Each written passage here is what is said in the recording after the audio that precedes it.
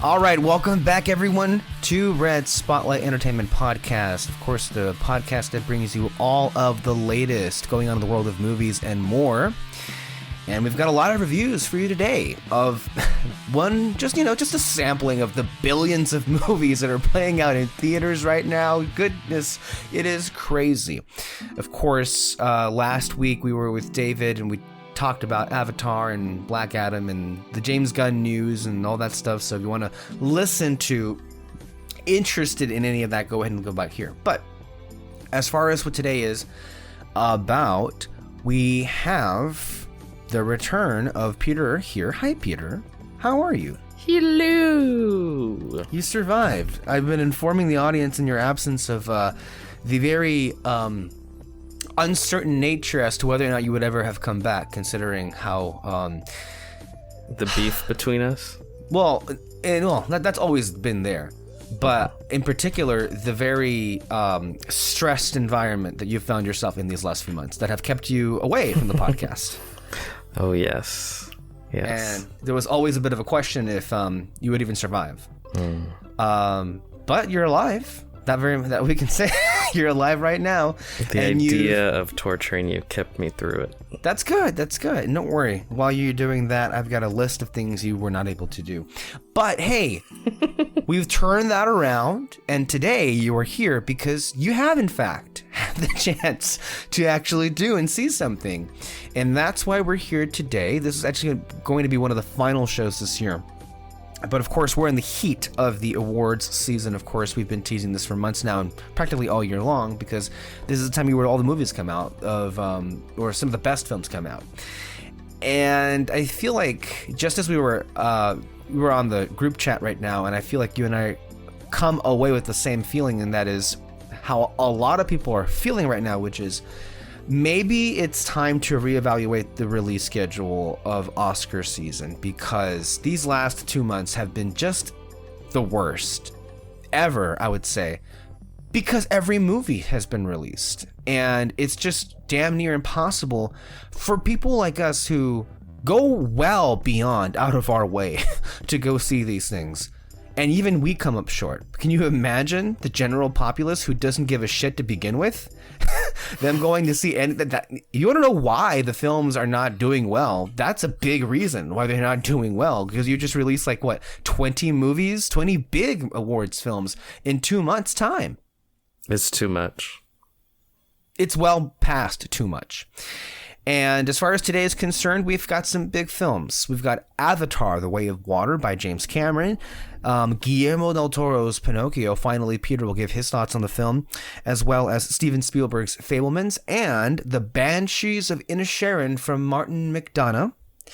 So those are our films for today, and in future installments, you will have we will have in this podcast reviews for The Whale, as well as Babylon and Glass Onion. So it is a time, definitely, for movies. Before we get to any of that, I do have a couple of things here. Peter, I do want to catch up with what it is that you've been seeing that's not these movies. I'll just start off quick. I have seen All Quiet on the Western Front. That is, of course, the new one, the German remake, and it has excellent performances, excellent cinematography. The craft on display, I feel, is as good as it can be, if not more some. And I will say I preferred it to films like 1917 because there are actual characters and there seems to be a really eloquent point made across, although not at all anything new. It's the kind of movie that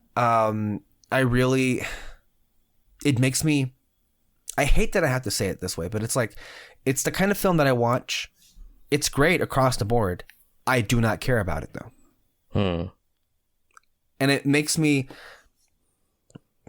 angry because I want to say that I loved it and that there's a passion behind it, but I feel like alongside Marvel movies and musical biopics, I am well past done these movies because they're all just the same to me.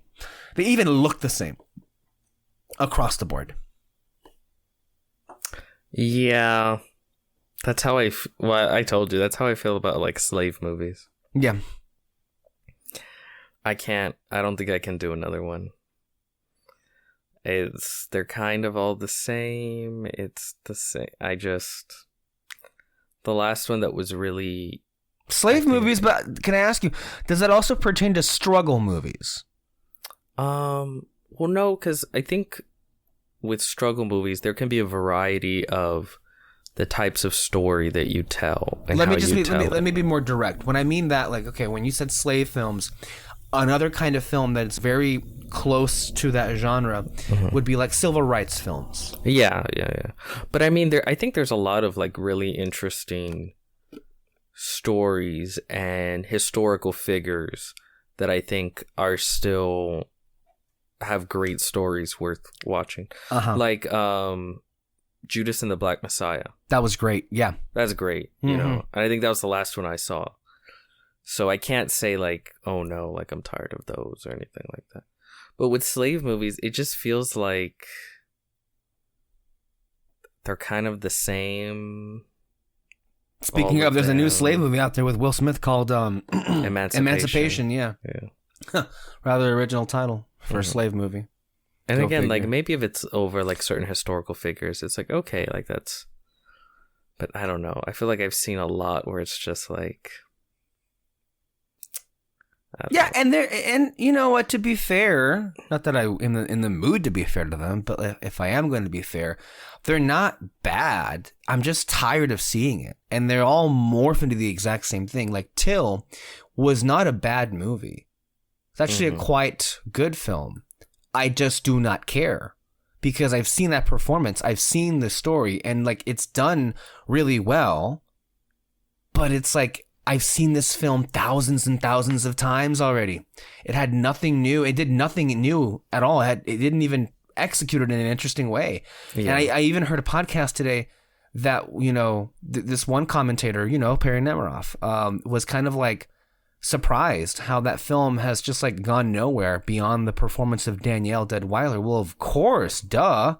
That's how it usually is. It's just a really good performance in a rather okay and forgettable movie. So those are my thoughts on Till. And then, of course, All Quiet on the Western Front. Now moving on to territory that I think is actually quite a breath of fresh air. Bardo, the latest film by Inarritu, Alejandro González Inarritu. Did you see it yet? No. Okay, it's on Netflix right now. And, as well as All Quiet on the Western Front, for those that are interested in that film. Bardo is, I think, far and away, the film this year that takes the most chances and risks. And I think, while maybe not altogether experimental, perhaps it's the most experimental of any film I've seen this year. While I was watching it, I really wasn't sure quite to make of it as a whole while enjoying very individual pieces. But it stuck with me, and a lot of the conversations held in that film have really come back around. And of course, it really is based on, I mean, in a lot of ways, and this has been a time for directors really making either semi-autobiographical or autobiographical works. And this is no exception with Bardo here. And you get to really see a rather deep dive into the mind of what it is to be Alejandro Inarritu. And it's endlessly fascinating. And as you and I, of course, are Mexicans, as they say, there is a lot of stuff here, a lot of material to chew on that will feel a bit close at home.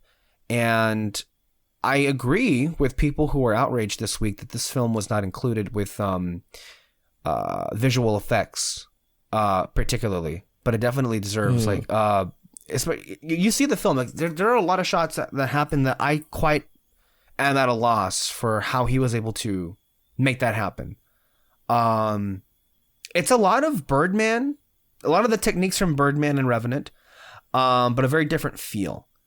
The cinematography is damn near perfect and should be in the conversation.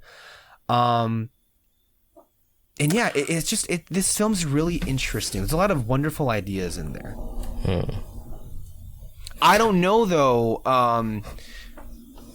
how much it will stick into the consciousness, but I'll say this. It's been a few days now, and I'm remembering it. It hasn't left me, so I want to give the film that.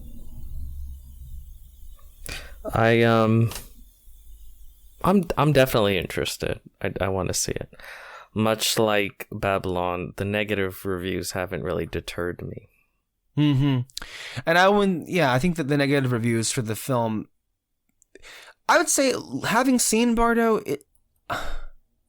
I can understand elements of the movie testing certain viewers' patience, because there are moments where that seem rather scatterbrained, and I use that term intentionally because by the time the film is over, the term scatterbrained will kind of actually, it makes a whole lot of sense for why it often feels like in some ways it's all over the place and like several different moments bleed into each other without any kind of like natural transition, which, you know what, I kind of dug, because like it's rather unconventional, and that's not something we get often.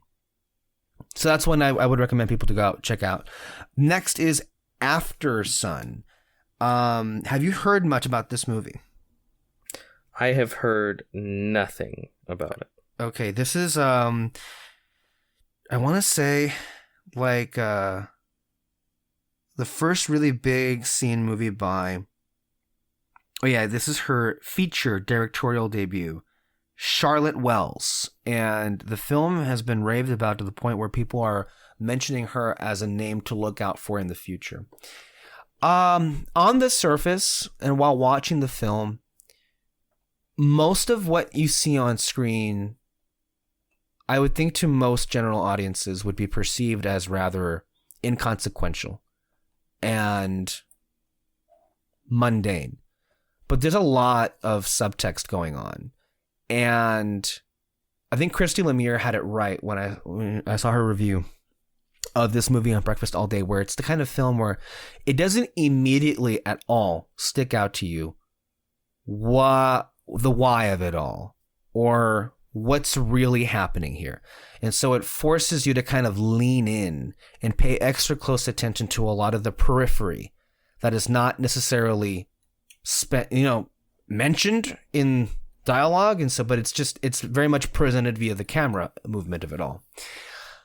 And it is a really nice movie. I don't know, quite frankly, if I am at the point to say that I love it, but I definitely do admire what it was able to accomplish by the end of it, because when it does become a bit clear what really happened and what's about to happen, and I'll say this, it's one of the most devastating endings of a movie. Beautifully devastating. Melancholy, but it's just overwhelmingly sad too.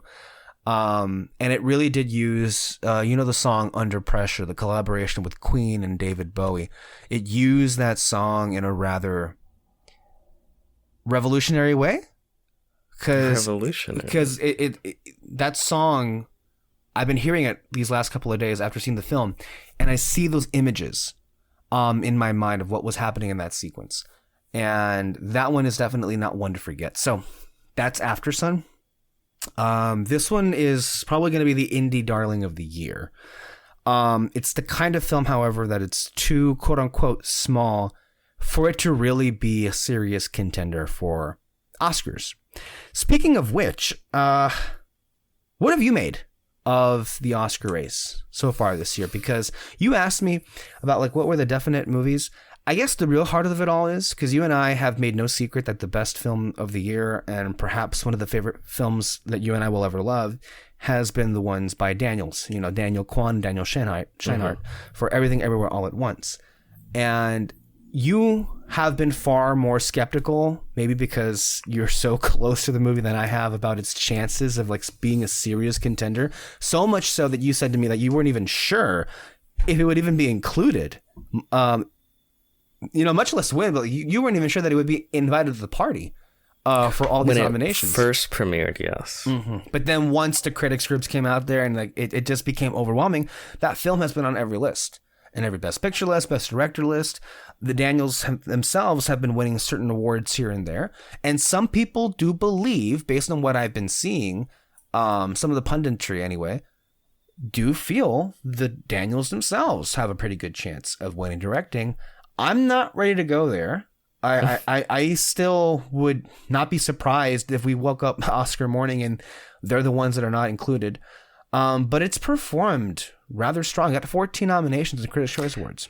It feels like one of those movies that will get a lot of nominations and win like none, except for like Best Supporting Actor or something. Remind me, was Power of the Dog that movie last year where it got a bunch of nominations, but it got Best Picture too? It got a Best Picture nomination. Oh, didn't it win? No. It lost Best Picture. The only Oscar it won was directing for Jane Campion. Who won Best Picture? We talked about. Oh my! Well, I mean, I don't. It's Coda. It's a film we never think about. God, yeah, remember that one? It was just a few months ago. I'm sorry. There are some years where it's like a movie wins a Best Picture, and it's like it will never be remembered as a film. Because you go back and look at some past year's Best Picture, and you're like, "What is this film?" Yep. And that's one of those years where they really fucked up. Sorry.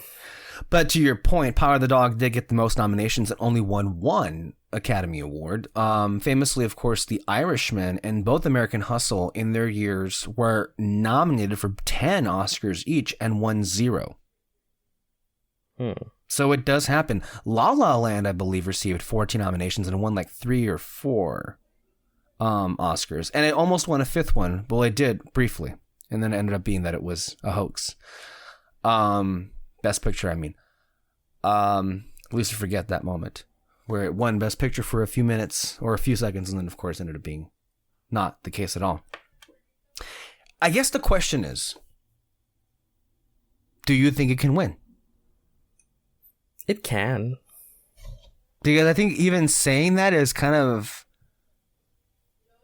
If you are of the mind that you think it can win, that also has to go along with an admission that the Academy body has moved to some extent, because this is not a film I think that would have won not even 3 or 4 years ago, much less be nominated, I think. But I think we're living post-Parasite winning Best Picture. We're kind of in a little bit of a new world here with them. I feel pretty good about it. I'm not saying like it's definitely going to win, but I'm looking at all the other contenders, and they don't stick out to me as, wow, I'm not kicking them down for like not being worthy. I'm just saying, like, knowing what these group of people normally like want to award, the only one that sticks out to me as one that could rally and one that's quite a uniting movie is the one with Tom Cruise in it. That's true. The thing is, that's the kind of movie that I think they love, and Everything All at Once very much isn't. Yes. And here's the thing, if Coda can win Best Picture, why can't Top Gun Maverick? Oh, it can. Yeah, I think it can. I think it has more of a chance than even a lot of people might give it. So I think the further we're going into the season, the more people are beginning to wake up to that. I think it's this thing of there's no real genuine runner-up to Everything Everywhere All at Once. And that's assuming it is the out in front, because we haven't had any major awards wins yet. We're just taking it at the word of the nominations. If we look at the nominations leaders, the big 3 are Everything, Banshees, and Fabelmans. Yes. And Fabelmans would be the more conventional approach that the Academy would usually, gravitate towards. And while not altogether dismissed, I'm not seeing it. I'm not seeing it for picture. And also Banshees is very strong as well, but that's also the kind of movie that it's not overwhelmingly feel good for their taste, Yeah. So it's like, well, if it's not any of those, Those are the three leaders right now in nominations. Then you have to go where? Top Gun Maverick? It's not that... You know what I appreciate, though? I'm actually happy it's not, like, as obvious as it usually is, because by this point, I think we know how things are going to, like, fall down. I'm really excited at the idea that we have a genuinely, like, open race here where anyone can come in and take it. Yeah. And it's been a while since we've had that. Because you're right, generally speaking. By this point, we have, like, one or two leaders. But there have also been surprises. I don't think, while you and I enjoy the movie, I think you like it more than I do. I haven't mentioned it yet, to be clear. But this is one that has surprised people for how it's maintained in the conversation. That is the Elvis film with Austin Butler, the Baz Luhrmann movie.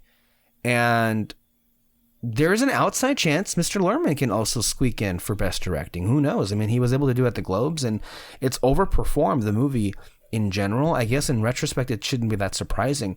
I'm just wondering, Elvis had the same release date as Rocket Man did, so why does the Elton John film like get left in the dust and the Elvis movie does not? Well, because Elvis is bigger than Elton John. Okay, whatever, fuck off. I think sometimes there's no rhyme or reason to it. I think sometimes it's just timing.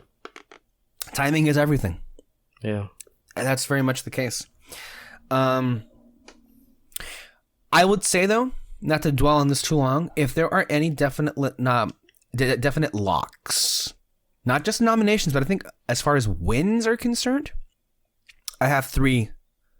You can quote me on this right now. I think the three races that I'm willing to like lock down and say it's done, it's over, is Pinocchio is winning Best Animated Feature. That's done and over with. Yeah, I would agree. Avatar is winning Best Visual Effects. That's done and over with. These are easy calls, but I'm not saying like, oh, well, praise me for these grand predictions. They're pretty obvious. And the third one, and I'm most happy about this one, would be Ke Huy Quan for Everything Everywhere for Best Supporting Actor. That would be worth the night alone. Right? Because, and I think that would be a nice way to make it out, considering that it's rather... You're the one that you're seemingly like rather up in arms about is whether or not Fraser can still win Best Actor. I think he still can win Best Actor. I think he has some unexpected competition in the form of Colin Farrell. Colin Farrell's been sweeping those Critics Awards, and he also has never been nominated, much less won an Academy Award. And let's be real, he's a Hollywood darling. Yes, but the one that I'm even more than like anything with the Spielberg stuff, because I'm always going to be like connected to that stuff. The race that I care about the most and that would hurt my heart the most is if Michelle Yeoh loses for Best Actress. I really want her to win more than anybody else, because I think she is more than owed. And this was the role not of her career, but this was the role of a lifetime. Yeah. And Cate Blanchett, who is not undeserving. She would absolutely be deserving of that win. She already has 2 Oscars. It's the Meryl Streep syndrome, where it's like the Academy loves her. It's the exact kind of movie they love. I don't know what to tell you. I'm angry because I would be far more angry if I didn't like Tar or Cate Blanchett in the movie. I think they're both amazing.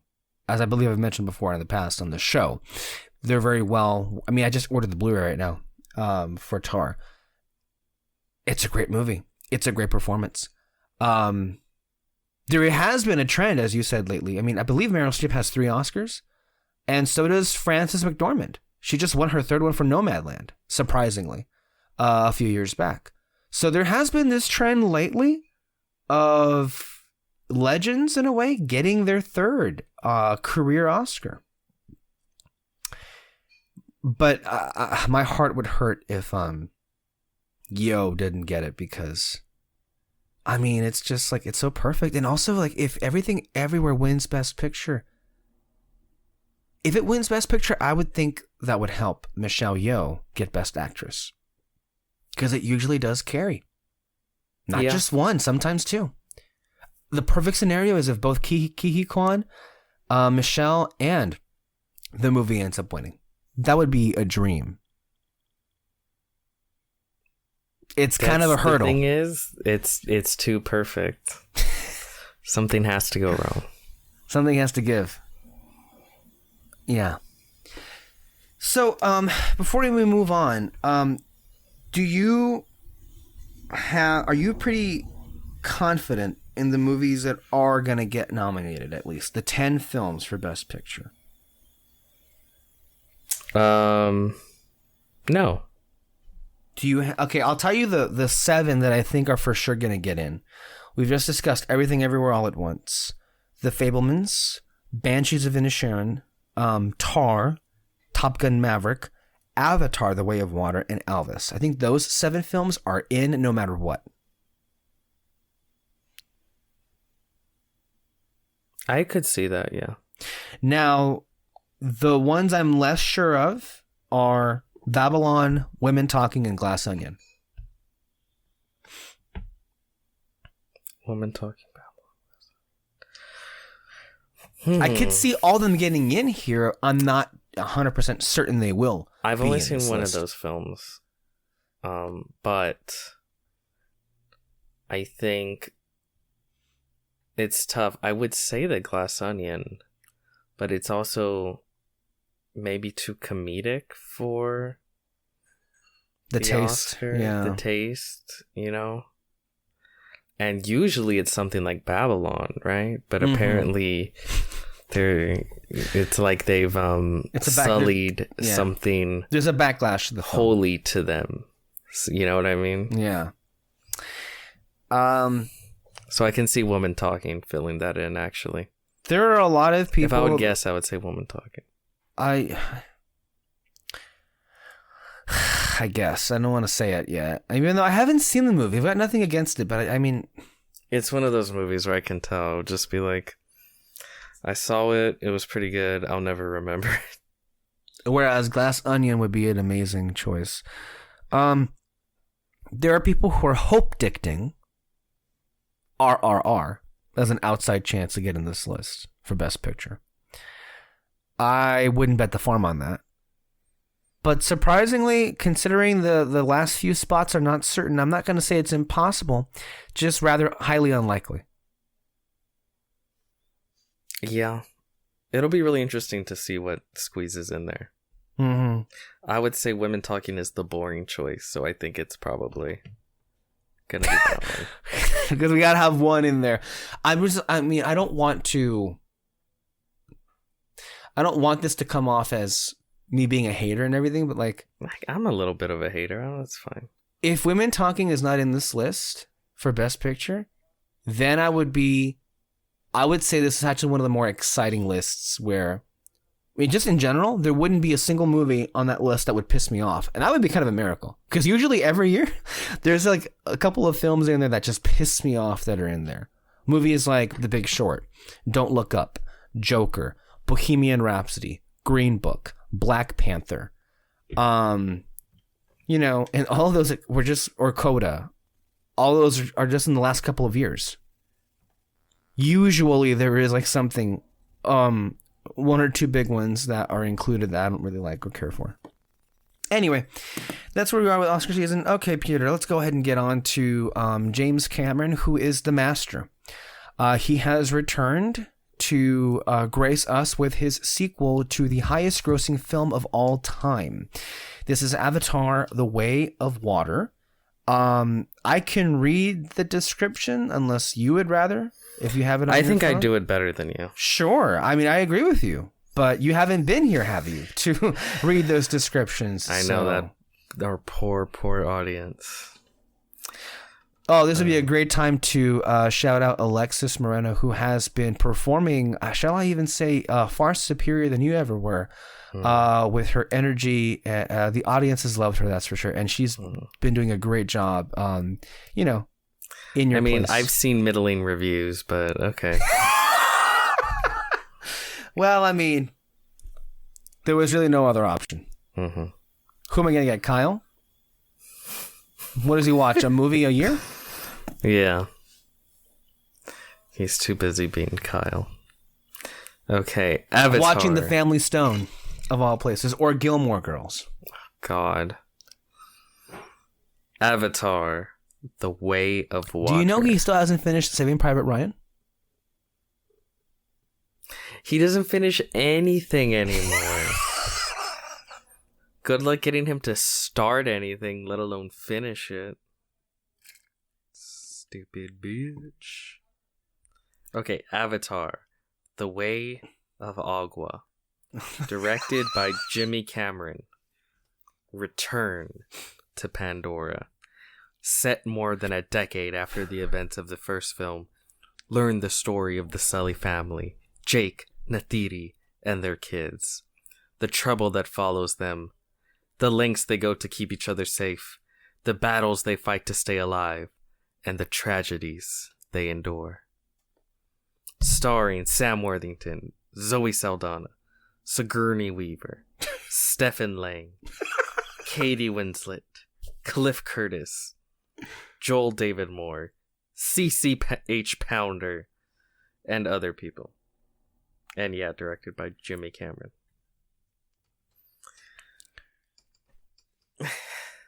The sequel to the most successful film ever made. I do want to say, maybe I should have put out a disclaimer at the top of the show. Maybe it should have been obvious, because I think it is kind of baked in to any show you and I do.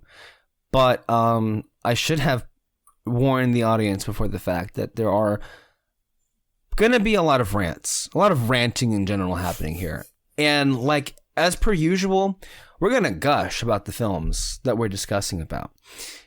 But at the same time, we're going to be bitching about the responses to several of these movies, because it's just a lot of it's quite baffling. I do want to put out there that all the films that I'm talking about today, that we're talking about anyway, I loved and are among my favorites of the year. It's just rather stacked. And this movie, I walked out of this movie at a loss for words. You were with me. While we were talking about this movie after the fact, I was just like, I can't, in that kind of way. This was a lot of things, but perhaps primarily most of all, this was an experience that comes around maybe a few times in your life, especially when it comes to the cinema. This was a complete, immersive, transportative, even if you would, experience. This is one of those times where you forget you're sitting in a theater. The screen, perhaps because of the 3D aspect of it, completely disappears, and you're there on Pandora.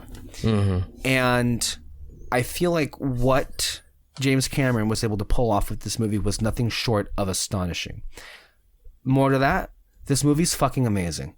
I'm saying it right now. This movie is fucking amazing. And I don't love the first Avatar. I like the first Avatar, and I like it even more that we went to go see it recently, you and I, on 3D. I think the first Avatar is very good. And the first Avatar is excellent in comparison to the standards that we have today for blockbusters. That, more to the point, would be that its sequel, The Way of Water, is fucking Citizen Kane in comparison to anything else that inhabits that kind of genre.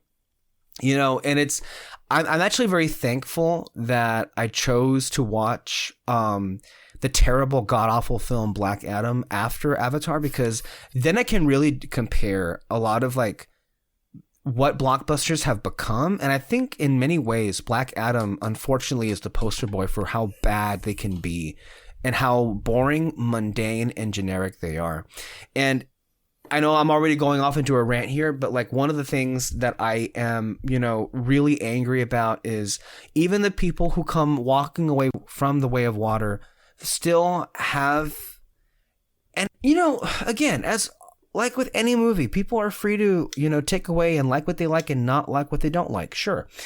But it really does come off as annoying, if slightly bit irritating when people who are praising the film still go out of their way, if nothing else, to just seem as if there's like one thing to nitpick about is the dialogue. As, you know, corny or cheesy or you know, not something that it's best known for. And then I look at something like Black Adam, which had atrocious, lifeless, artificial dialogue up the wazoo, and yet no one mentioned that in its review, in their reviews for that film. It's just taken at face value as one of the things about the film that was competent. And I find that to be disgusting. Like, just genuinely, like, it disgusts me that the idea that film is somehow presented with dialogue that is of its time, whereas The Way of Water is being, you know, shellacked for that. More to the point, though, James Cameron is the star of this movie. He is many things: a genius, a pioneer, a filmmaker at heart, and I don't know, I just feel like when it comes to this space, nobody can touch him. The man does not miss. The sequences that he was able to put together on screen, my jaw was on the floor, and I could not believe how he was able to sustain the energy, the holy shit, just like, what am I watching aspect of this movie. And it goes on that third act. No director perhaps shines better than James Cameron when it comes to third act of action movies. It was phenomenal. And I even said to you, just in the first action sequence, it was a quick first action sequence in the first, I think, like 20 minutes. And I was like, I wrote to you on my phone that this is amazing already, and far blows away anything that of this genre out of the water. The performances are excellent. And I did, generally speaking, the first film, nobody was like mentioning, I think, the performances, but in this movie, I think this is what makes the film a lot better than the first one, is that while I think Zoe Saldana was always great, and she's always amazing, she's obviously the one that, you know, is the most consistent between the two films. Sam Worthington dramatically improved from the first film to the point where his performance here as Jake Sully, maybe he is assisted by the idea that, you know, it is motion capture and he has, you know, that design on him, but I buy him so much more as a character, and I care so much more about him and his family. More to the point, the whole family, Jake's whole family is really more about them, really, this movie. And I really liked all of them, even though part of the criticism against the film is that they were not all that well fleshed out. I don't know. I think all of them had, you know, a few bit of subtleties here and there, beats that I found that I liked all of them. And I found myself really like rooting for them as a family. In addition, of course, you have one of which has Sigourney Weaver, who, if you told me on paper this was happening, I would have been like, oh my God, get the fuck out of here. And yet, you have 73-year-old Sigourney Weaver playing a teenager here in this movie. And I completely bought it. And I think she's fucking terrific as a friggin' teenager in Kitty, who is one of the most fascinating characters, and they're really suggesting so much going on with her in the future movies, obviously with Avatar. Also, you gotta give it up for Stephen Lang. He's having the time of his life in this movie. Of course, he had it in the first one, but like, he's back, and I don't know, just respect for Cameron being able to bring back both Lang and Sigourney Weaver, right? Sigourney, yeah. Back Sigourney. Yeah, Sigourney. Back here with, you know, on paper, a lot of this stuff would seem pretty hokey, and it is in a way, but I bought all of it, and man, if nothing else, just like the hoorah attitude, I guess you would say, in which Cameron like approaches everything about this movie. You are not in Kansas anymore. That's a literal line. Why so blue? That's another one. Why so blue? I love this movie. I love this movie so much. I've already seen it twice. I'm going to see it a few more times, but it's outstanding. Peter? Suffice to say, I would agree. I am an Avatar truther, if you will.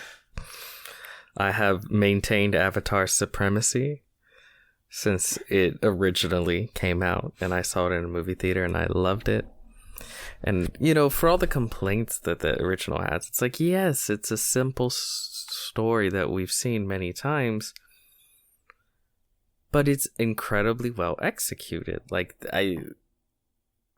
every year that happens, right? With many, many blockbusters and many, many films. Yeah, this is the same type of story you've seen before, but it's beautifully executed. I was really excited for a sequel because it's like, well, okay, where do we go from here? Mm-hmm. And then, of course, Mr. Jimmy Cameron is the king of sequels, as well known. This is where he excels. Aliens, Terminator 2, Titanic 2. It is his breads and butter. So, going into this, I was very, very excited, and I loved it. I loved it. And yeah, it is this thing of like, it kind of reminds me of how I feel about Star Wars, right? So people will maintain these complaints with Avatar. It would be like, the dialogue's cheesy, the plot or story is pretty thin, stuff like that, right? And for me, I think those aspects are kind of within the DNA of what makes the films enjoyable. Yeah. Like a lot of people are like, oh, like it's a retread of the first one because you're just rediscovering another, you know, tribe or whatever, And I'm like, yeah, that's what Avatar is, right? Like, there are large portions of the film where it's just about learning a new culture, taking in this new beautiful environment, and just living with these characters. Yep. That's part of the DNA of the movie. Now, if you don't like that, that's fine. Like, you don't like these films. But to try to say, like, well, that's a flaw, like, no. That's what they are. That's the success. That's what makes them unique as blockbusters, as films, and that's what makes them, I think, great in my eyes. And, you know, like, yeah, it's similar when I talk about Star Wars, when people complain about, like, cheesy dialogue or, like, the Muppet-like characters and this or that, or the science that doesn't make sense with space. And it's like, yeah, that's part of the DNA of Star Wars. That's what makes Star Wars great. They're not negatives, right? In other films, they might be negatives, but here they add to the experience. And I would argue that too. It's hokey sci-fi. I would actually go a few steps further, and I would even challenge people. If you like The Empire Strikes Back, how could you not like The Way of Water? Well, yeah. Oh, that's a big thing too, because this is very much, it plays like an Empire Strikes Back. Yeah. Because like the similarly to Star Wars, like the final battle in Star Wars is like kind of like a galaxy. Like, you end the movie and it's kind of like, yay, we won, we beat them, but it's like, not really. They you won a big battle. Yeah, like the movie kind of plays like you won the war, but really you just won a big battle. And then by the time you open up to the second one, it's like they're pissed and they're coming after you, and now you got to go on the run. I feel like you just described the beginning of Avatar too. It's the same thing. It's the same thing. And then they spend the majority of the film on the run. And guess what? Learning, right? Because that's what happened in Empire Strikes Back. A lot of it was Luke just learning how to be a Jedi. Yeah. And a lot of this, it's a lot of the Sully family learning the way of water. And then, you know, that kind of culminates in a final battle it's not this huge, you know, battle again like the first one. It's a much smaller, more intimate battle of survival, right? Similar to Empire. Yeah. Like they even have not to spoil anything, but like an evil character turns to their son and reaches out their hand like, come with me. I didn't even see that, but yeah, it's the same thing.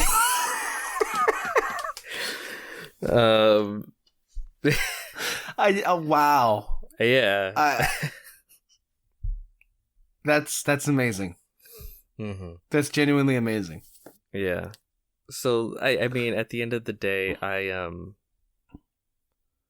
enjoyed the heck out of it. I really, really did. It to me, it's like, this is quality blockbuster. Like, this is why you go out to the movies. Yeah. Like, you go out to be wowed and really just sort of taken on a journey. And this did it. And it also, unfortunately, like the first, well, not so much the first one, but definitely now, it just kind of reminds you of like, damn, what could be if other movies gave a shit.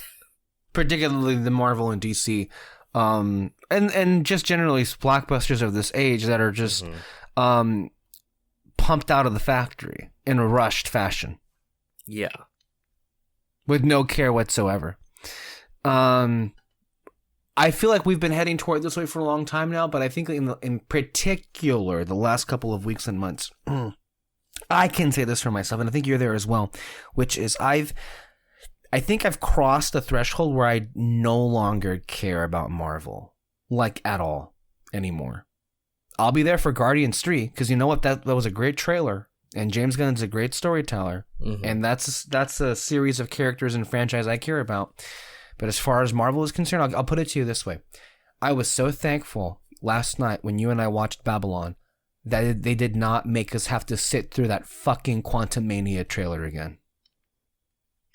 I'm sorry. I don't like the Ant-Man movies. They're so bad. And I think it really said it all. That's come out, it came to light this past week that evidently the director, Mr. Peyton Reed, demanded that he had a quote-unquote Avengers level movie and not be a palate cleanser. And I think we could say so much about that. We really could say so much about that, but I mean, it's an admission that the first two films he made were nothing. But it's I mean, I was going to say, like, there's a lot I could say, but I feel like I've said it all many, many times. And I've used that exact quote about the second film to make my point about those movies. So. Yeah. I do not care anymore, and I'm at the point where I'm rooting for it to fail because I'm just tired. And I'm kind of angry, too, because, it's like you get something like this, The Way of Water here, and it's truly special. But not even against The Way of Water, because like, it plays pretty close. It's crazy when you watch, like, the Guardians trailer, and then right after they play that Ant-Man trailer. Yeah. And it's like, man, I'm all emotional with one, and in the other, I don't care. But both are supposed to be, like, the trilogy, like the third one. I don't know. Well, quite frankly, one shouldn't have been a trilogy. Because there weren't interesting stories to tell here in the first place. They just weren't. And one of which was helmed by creative, and the other one was helmed by somebody who thinks himself a creative.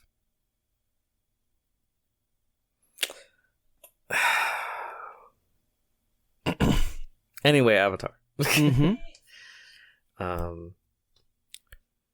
Yeah, well, that's actually the other cool thing about the movie. There's not a lot of, like, similarly to, like, we were talking about Marvel movies. Similar to the Marvel movies that we're talking about. You come out of those and it's a million videos and discussions like cameos. Ooh, what's this gonna lead into this and that and da da da. There are little things here and there that give hints to where certain character arcs might take them in the third and fourth and maybe even fifth film. But for the most part, it's not this sort of shitty discussion culture that has cultivated over a lot of these comic book films where all the discussion is just like cameo. Oh, did you see this Easter egg? Oh, and people don't know what we're talking about. I mean, you should. Let's be real. If you listen to this podcast, you should know. And if you don't, you should know what we're talking about. But if you don't, even if you want an example, look at all of the discussion that surrounded Black Adam. None of it was about the movie. It was all about Superman is back. Psych. No, he ain't. Not that one, anyway. And you never will be.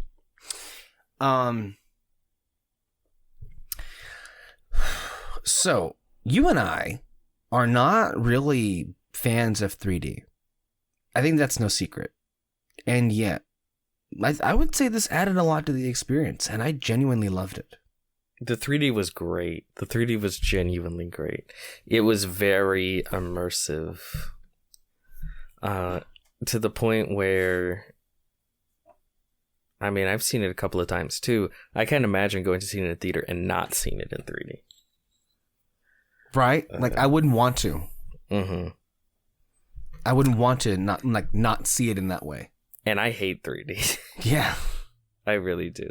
I mean, you and I both wear glasses, and so it's not fun to put glasses on top of glasses. It's very annoying.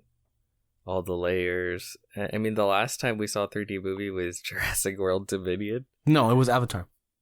Oh, the new movie. The new movie, yeah. And that was just funny. And to be clear, we didn't. It was. But to be clear, we did see it in 3D for the reason that we didn't want to wait another hour. Yeah, I think that's what it was. We're just like, fuck it. Like, it's not like I was crazy about seeing it to begin with. But wasn't it so much worse than what you expected it to be? Yes. For sure. Very shocking, the direction they took that film. Very bad. It wasn't even as fun. It wasn't a fun bad. It was a perplexing bad. Yes. Continuously perplexing. Yeah. That's why it's crazy to me when people look at Avatar and be like, it was boring. Nothing really happened. Okay? Like I don't know. It's one of those things where I think it's a genre thing. Where people look at certain genres and you're supposed to act certain ways. But, you know, what's wrong with the blockbuster that's just kind of about having these people and living with them? You know, why? If it was an indie film about, I don't know, some random kids that live in a junkyard, and it's just like they're, you know, seeing their day to day, people would be like, "Ooh, Oscar." I mean, that's After Sun. Is it really? That's and no, not literally, but in a lot of ways, most of that film is just them living. Yeah. And, you know, most of it's no rhyme or reason until it becomes, you know, till you read more into it. But, like, you know, with me, one of my, well, it's kind of hard to say which was my favorite, but perhaps it's between the second and the third act. But in the second act is the part where there are a lot of things I want to say. The 3D, maybe most enhanced, because once we literally go into the water, that first big sequence, I was so transfixed onto the screen. And I love coral reefs. I love, you know, the ocean, and very clearly Cameron himself loves oceans. And so I found like a new connection with him here. But when they first explore the water, was one of that, the whole film in general, we're so far beyond just saying the visual effects were amazing.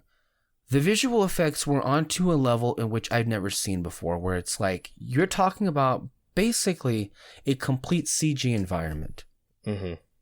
Even the characters themselves. And yet, it looked real. I bought it, and it looked like they went into outer space and they shot on an actual planet. And that ocean, that water that they went into, felt as if they literally went into that water. I was blown away with how amazing it looked. What makes it so insane is you look at the behind the scenes. Yes. Did you see that video? And they are just... They're in a blue screen environment, right? Mostly? It's not even a blue screen. It's just like a warehouse, and they just have like dots on them. And they're kind of like walking around like plastic things. Like none of it is real. No, not at all. None of it. And then you watch it and you feel like you can fall in and live there, which is insane because like we've watched big budgeted things, namely Marvel, have taken place in like real sets or in real life. And you know, like a lot of this is real. That room is real. You know, they're running across that real floor, and that's the actual background. But all of it just looks so fake. Yeah. And then here, none of it is real. Not even the people. They're not even people. They're aliens. And it feels real. I felt like I could like reach out and touch a Na'vi and be like, ooh. And swim with them. Slippery blue skin. Yeah. It's pretty crazy how, and that's the one thing I don't think anyone expected, that the technology would get that much better. Yeah. Like in between movies. I think a lot of people were like, it might look a little bit better, but like we've kind of hit the peak. But no, it got even better. That's crazy. For those of you who are not aware, this movie was shot back in 2017. It was being shot concurrently with, I believe, the third film and the fourth one. A little bit of the fourth one, but the third one's already shot. And look, I think a large reason for why it's taking so long for these movies to be done is because the technology, to a point, wasn't ready back in 2009, 2010, and James Cameron himself, ever the perfectionist, just refused until he himself made improvements to the technology. I mean, what a guy. I mean, seriously, you have to just respect. You really just have to admire the man's passion and his perfectionist mentality. Because when he ends up making a film, which is at this point one every decade, really, but when he delivers it, you see the painstaking labor that was put into it. And it was, I kid you not, unlike anything I've ever seen before. Fully immersive, fully transportative, again, as we've been saying. It has no equal in that regard. Yeah. And I mean, this is something everyone's already said about the film, even the people that don't like the film. Mm-hmm. But where I would disagree with some people is I genuinely care about these characters. Yes. Like I'm sold on the Sully family, mm-hmm. especially as a unit. Let me hit the pause button right there on you, because I know a lot of people are going to be confused at what you just said. For those that have been listening to you and I talk about movies for any period of time, a big reason for why some films, at least for me, why a lot of Christopher Nolan's latest output has not worked on me, is because there are no characters. You can have a whole bunch of flash, pizzazz, and pan, whatever you want, but if you don't have any bit of characterization, if you can't make me care about your protagonists, good luck getting me to care about your movie. I'm sorry, but that's just how I am. Mm-hmm. I don't think I would be saying, these nice things or be as enthusiastic about them if I didn't care about the characters.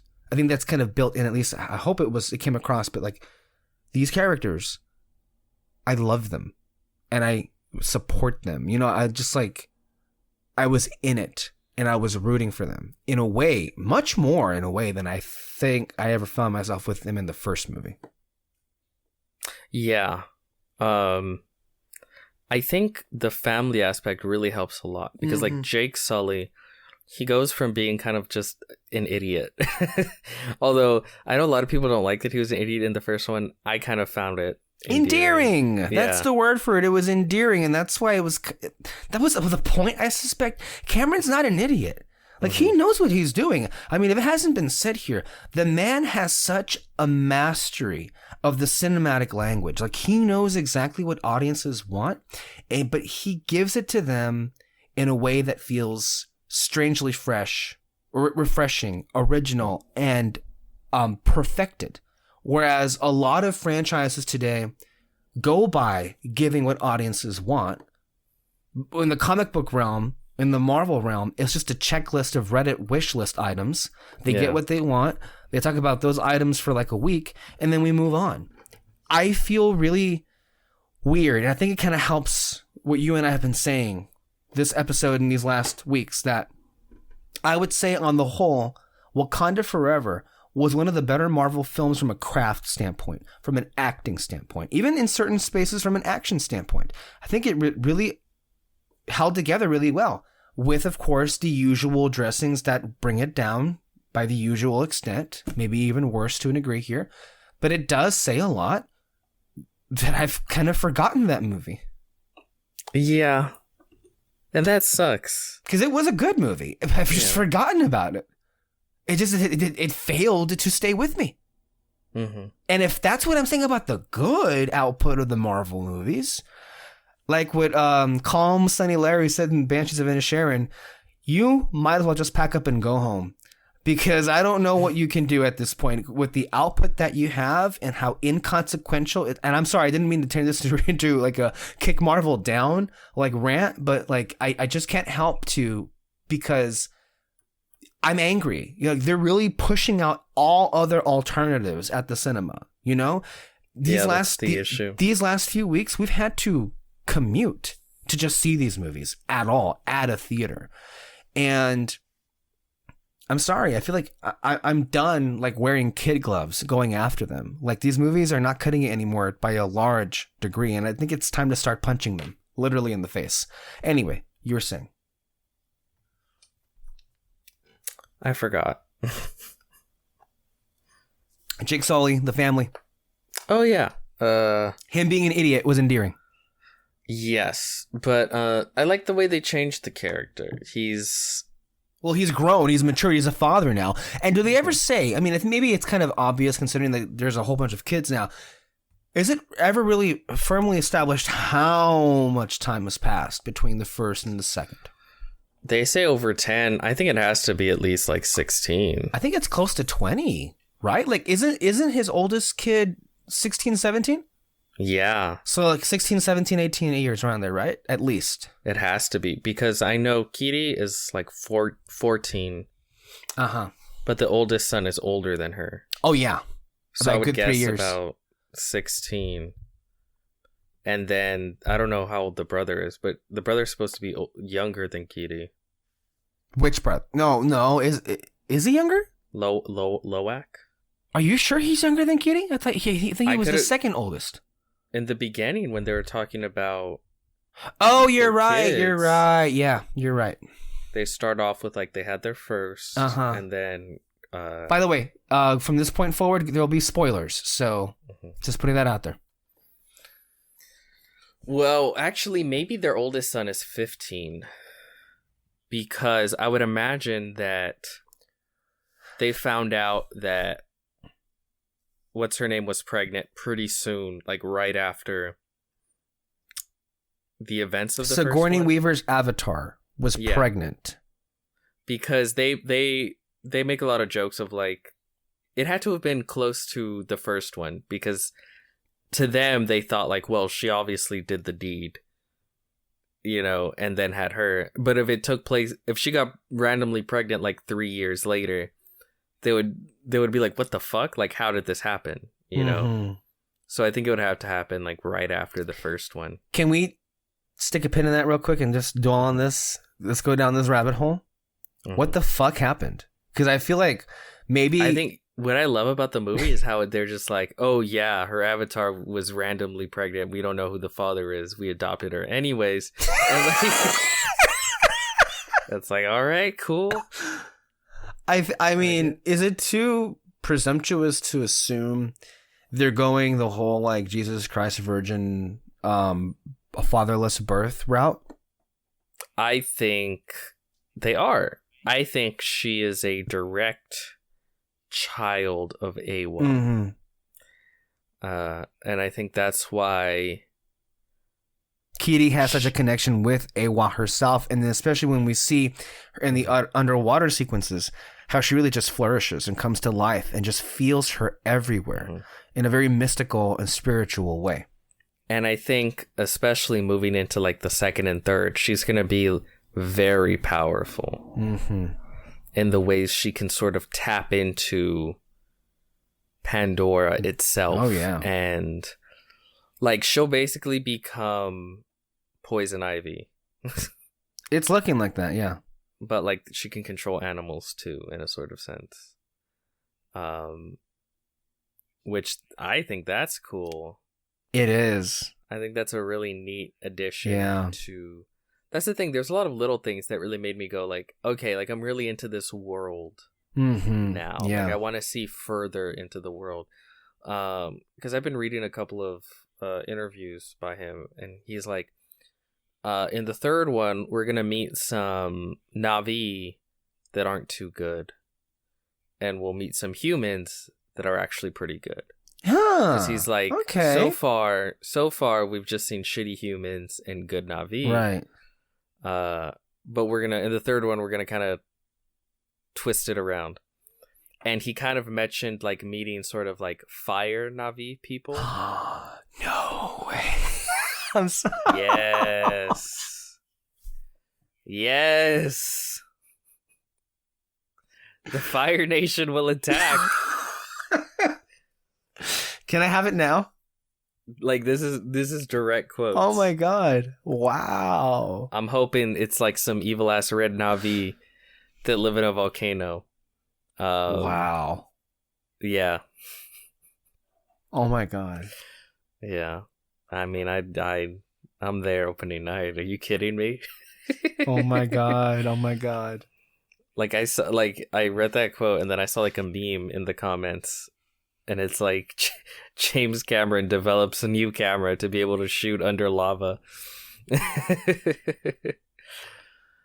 Wow. So there's cool stuff cooking for the future, but yeah, the characters themselves, like I said, I love, my favorite character by far is Neytiri by Zoe Saldana. Every line delivery of hers was perfection, and most of them were hilarious. The one that really got me was when after Kitty had her seizure and they brought in some of their human friends to come and see what was up with her, and then Kate Winslet's character, who I think is some kind of shaman or whatever, healer anyway, she walks in and she's like, clearly I'm not needed here. And then Neytiri says to them, get out, you've done nothing. Yeah, she shouts at them, you've done nothing, get out. I love how blunt she is. She's like, like everything she does is so great. Like when she's like, when what's his name comes back, Loak, their middle son, and she's like, Awa, stop me from plucking the eyes out of my son's head, and she does like a little like a little hand movement, like I'm gonna snatch him out. Like, I don't know, she's just great. Also, though, there's a lot of things to say about the third act, but the fury that she unleashes in the third act, the fury was... what's the right adjective for it? Like, I can't say like one that I haven't already used before. I'm trying to find the right word of it. It was relentless. It was relentless. And for what I know, a lot of people had, I guess, some issues with the fact that she was not in it as much, but she can't be in it as much when there's so many more characters to work around. Yeah. I mean, Jake wasn't even in it as much.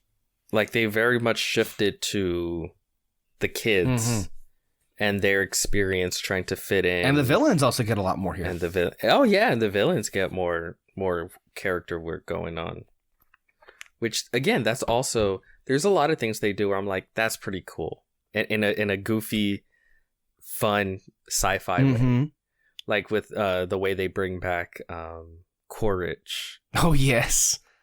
Yeah. And all the like, they throw in his son. When that happened, I'm like, ooh, I didn't think you were going to go in that direction. That's really interesting. Because then with Spider, who was a kid that Jake and Neytiri's kids grew up with, that just this random human child that was just left abandoned on Pandora, and it ends up being the son of Quaritch. Yeah. And of course that adds like emotional wrinkles to everything. Yes. With Spider, with Quaritch, and their loyalties. They have this cool thing where they have like they're creating this human city in the middle of the Pandoran jungles, like this massive human city. By the way, Edie Falco was great in that role. Yes, James Cameron loves to just pop out like character actors or just like these lesser known actors, and they're always fun. Yeah. Like in the first one, throws in a Michelle Rodriguez and stuff like that. And this one, they threw in what's his name? Clementine? Jermaine Clement, right? Jermaine Clement was in there. And then also, of course, Kate Winslet has worked with Cameron in the past, most notably for, of course, Titanic, which is a really great movie, by the way. I'm not sure we've talked about it. I mean, everybody loves Titanic, but I think it's a really great film. Even though people... I guess Titanic falls into that category of films that it's not cool enough, I guess, to like it as much. Yeah. But fuck them, whatever. But Cliff Curtis, I was happy to see here, and he was so good. He's great. He's another one of those actors that pops up every now and like, oh, I love to see you again, man. It's been a while since I've seen you. And like, just again, there's a lot of just little moments where you really are endeared to the characters, like when they first come to their tribe. And you have there was a cat fight literally, which is hilarious. Well, yeah, that's what's so funny, because Curtis and Jake, they're the big tribal leaders, and they're trying to talk, but then their wives come in, and they're kind of like just like fuck these. They literally hiss at each other, right? Yes. And then like Cliff Curtis and Jake give each other looks like very James Gunn. Very multiple divorce winner James Gunn. You mean James Cameron? James Cameron, sorry. Very James Cameron. By the way, the whales. Oh my god. Pyacon. Oh my god. That third act. Oh my god. Like, several layers of it. I mean, before you have the final like climactic action sequence, right before it, you have that very thrilling, almost Jaws-esque like chase with the one with Pyacon, and then of course the one before that they actually did kill. Really thrilling sequences on the water. Yeah, incredible. And then, but you know what's so incredible about it? I mean, it's great, but like how it goes and goes and goes, and you're into it all the way, and every moment, every beat is down to a perfected science. All of it. I mean, all of it was so. I mean, the geography at which all of the characters and the pieces are moving, and then where it all ends up, and then even by the time we get to the quote unquote the Titanic part of the third act, climactic sequence. I mean, I think really, as many have been saying, it is every single James Cameron third act smushed together here.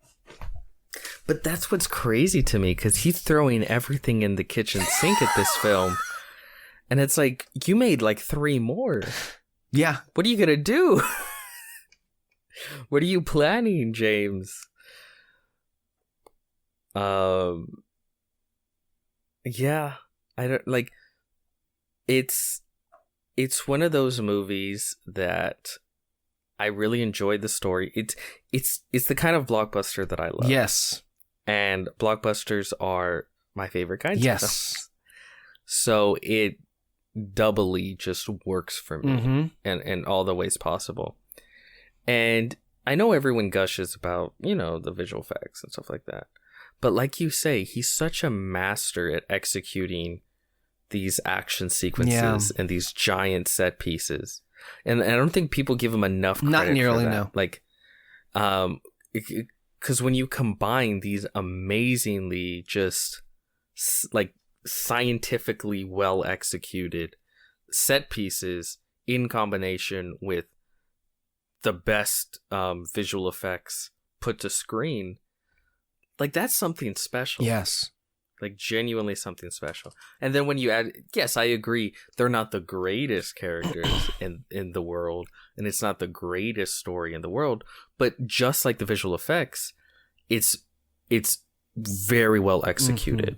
All the character beats, all the emotional beats. He just knows when to hit them, how to hit them, and it's just a master of This work, was such an overwhelmingly positive, joyous, and entertaining and special experience for me in a way that most movies just aren't.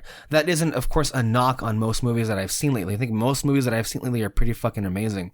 But this one was definitely unique and special. But it's so overwhelming in a way that I'm just really puzzled by the knocks against it by certain critics. Like, for example, I don't understand... again, different strokes, different people's opinions or whatever, but there were a lot of really negative reviews concerning the story and accusations that it was like overly long, overstuffed, and boring and uninteresting. And God, get out! The only thing interesting about the film was the visuals, and I'm sorry, I don't know what you're talking about. Like, yes, we just saw different movies. Mm-hmm.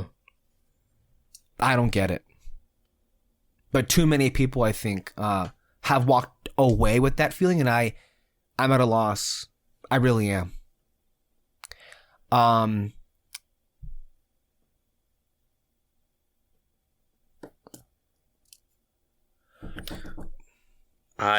mean, we should leave it there because I think that covers it. All right, then we're gonna go ahead and leave it there, and let's go on to our next movie, and this would be Guillermo del Toro's Pinocchio.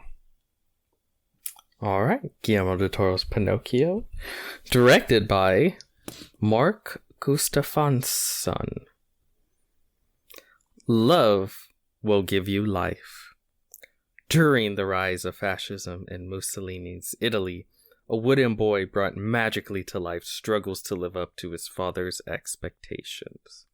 Starring Gregory Mann, Ewan McGregor, David Bradley, Christoph Waltz, Tilda Swinton, Ron Perlman, Finn Wolfhard, and of course, introducing Kate Blanchett as Spazzatura the monkey.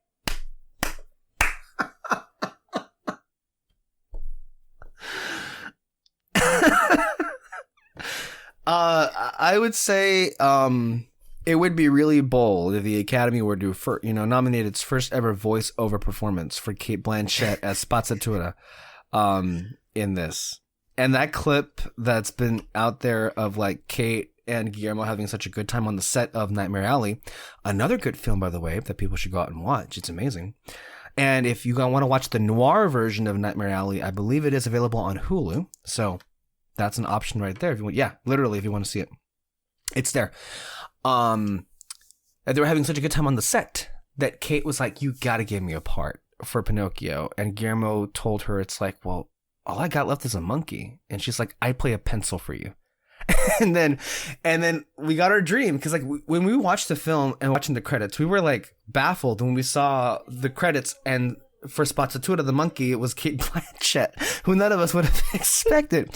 And so like we had dreamed of like watching the behind the scenes of Kate doing the voice, and then of course in this clip that was released, we actually see, and I love how seriously she took the role. She really does all the ooh-ahs, all the little the little monkey noises. See, that's the thing about Kate that I like more so than Meryl Streep. Like, you just have to admire Kate's love for the craft and the work that she does. And like, if she were to win the Academy Award, I can't stay mad at her because she's a true like artisan. Yeah, I can.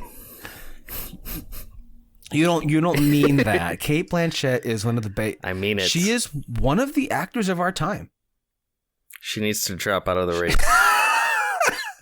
You know, I would respect her if she did. And you know, in the Academy there isn't, but like there is precedent. Like I know in the Grammys are shit, obviously, but I thought it was rather noteworthy that Silk Sonic, which is Bruno Mars and Anderson .Paak, they released a statement in which like they bowed out of the race when everybody knew they were going to win. Wow. That was really weird. And there was no explanation given for that. It was just like, we're just like not going to be competing. And they would have won probably Album of the Year.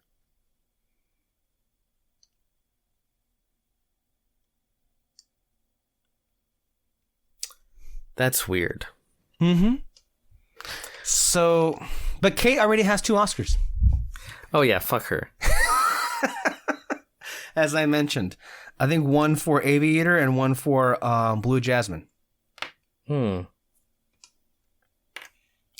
Anyway, Pinocchio here. I don't really know what there is more that you can say about this movie other than I think this film is the equivalent of like Guillermo ripping his heart open out of his body and like handing it to you in his hand with both of his hands. And to me, it is such a, I think a lot of people harp way too much on plot. And I think that's also a tirade in which Del Toro himself has, gone on. People just dwell too much on like what it's about instead of how it's about. And I feel like a lot of the simple stories don't get enough notoriety anymore. Like, while it was viewed by many people, maybe because it was a Pixar film, I still think Luca, had that really sweet slice of life sweet spot that this movie also inhabits. And oftentimes, because of its simplicity, it can go unnoticed or overlooked. And if we're really being honest with ourselves, this film, quite honestly, is one of the most heartfelt movies ever made. I mean, if we're being honest with ourselves, this may be Del Toro's best movie. This may be the single best adaptation there ever will be of Pinocchio. The film was sensational. It was emotional. And the stop motion animation has never looked better. This is the best looking stop motion animated movie ever made. The performances across the board were perfect.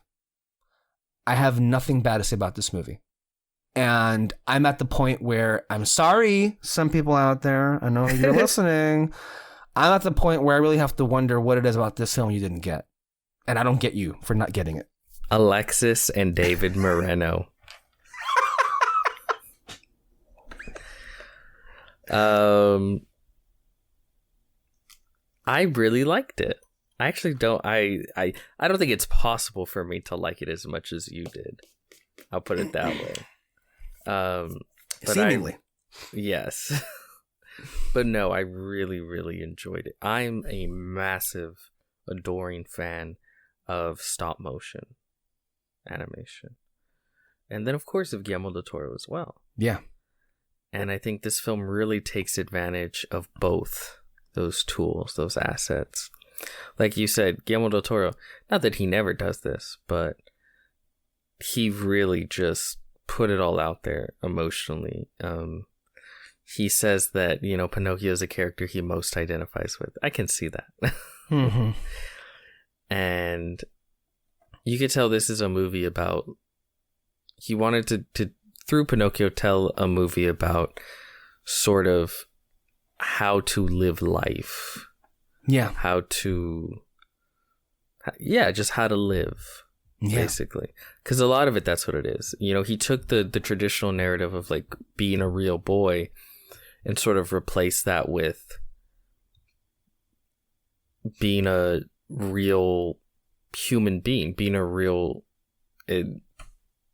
I don't know how you put it other than like enjoying life, mm-hmm. or how to live life, and that's why I think the juxtaposition behind fascist Italy was so important for him.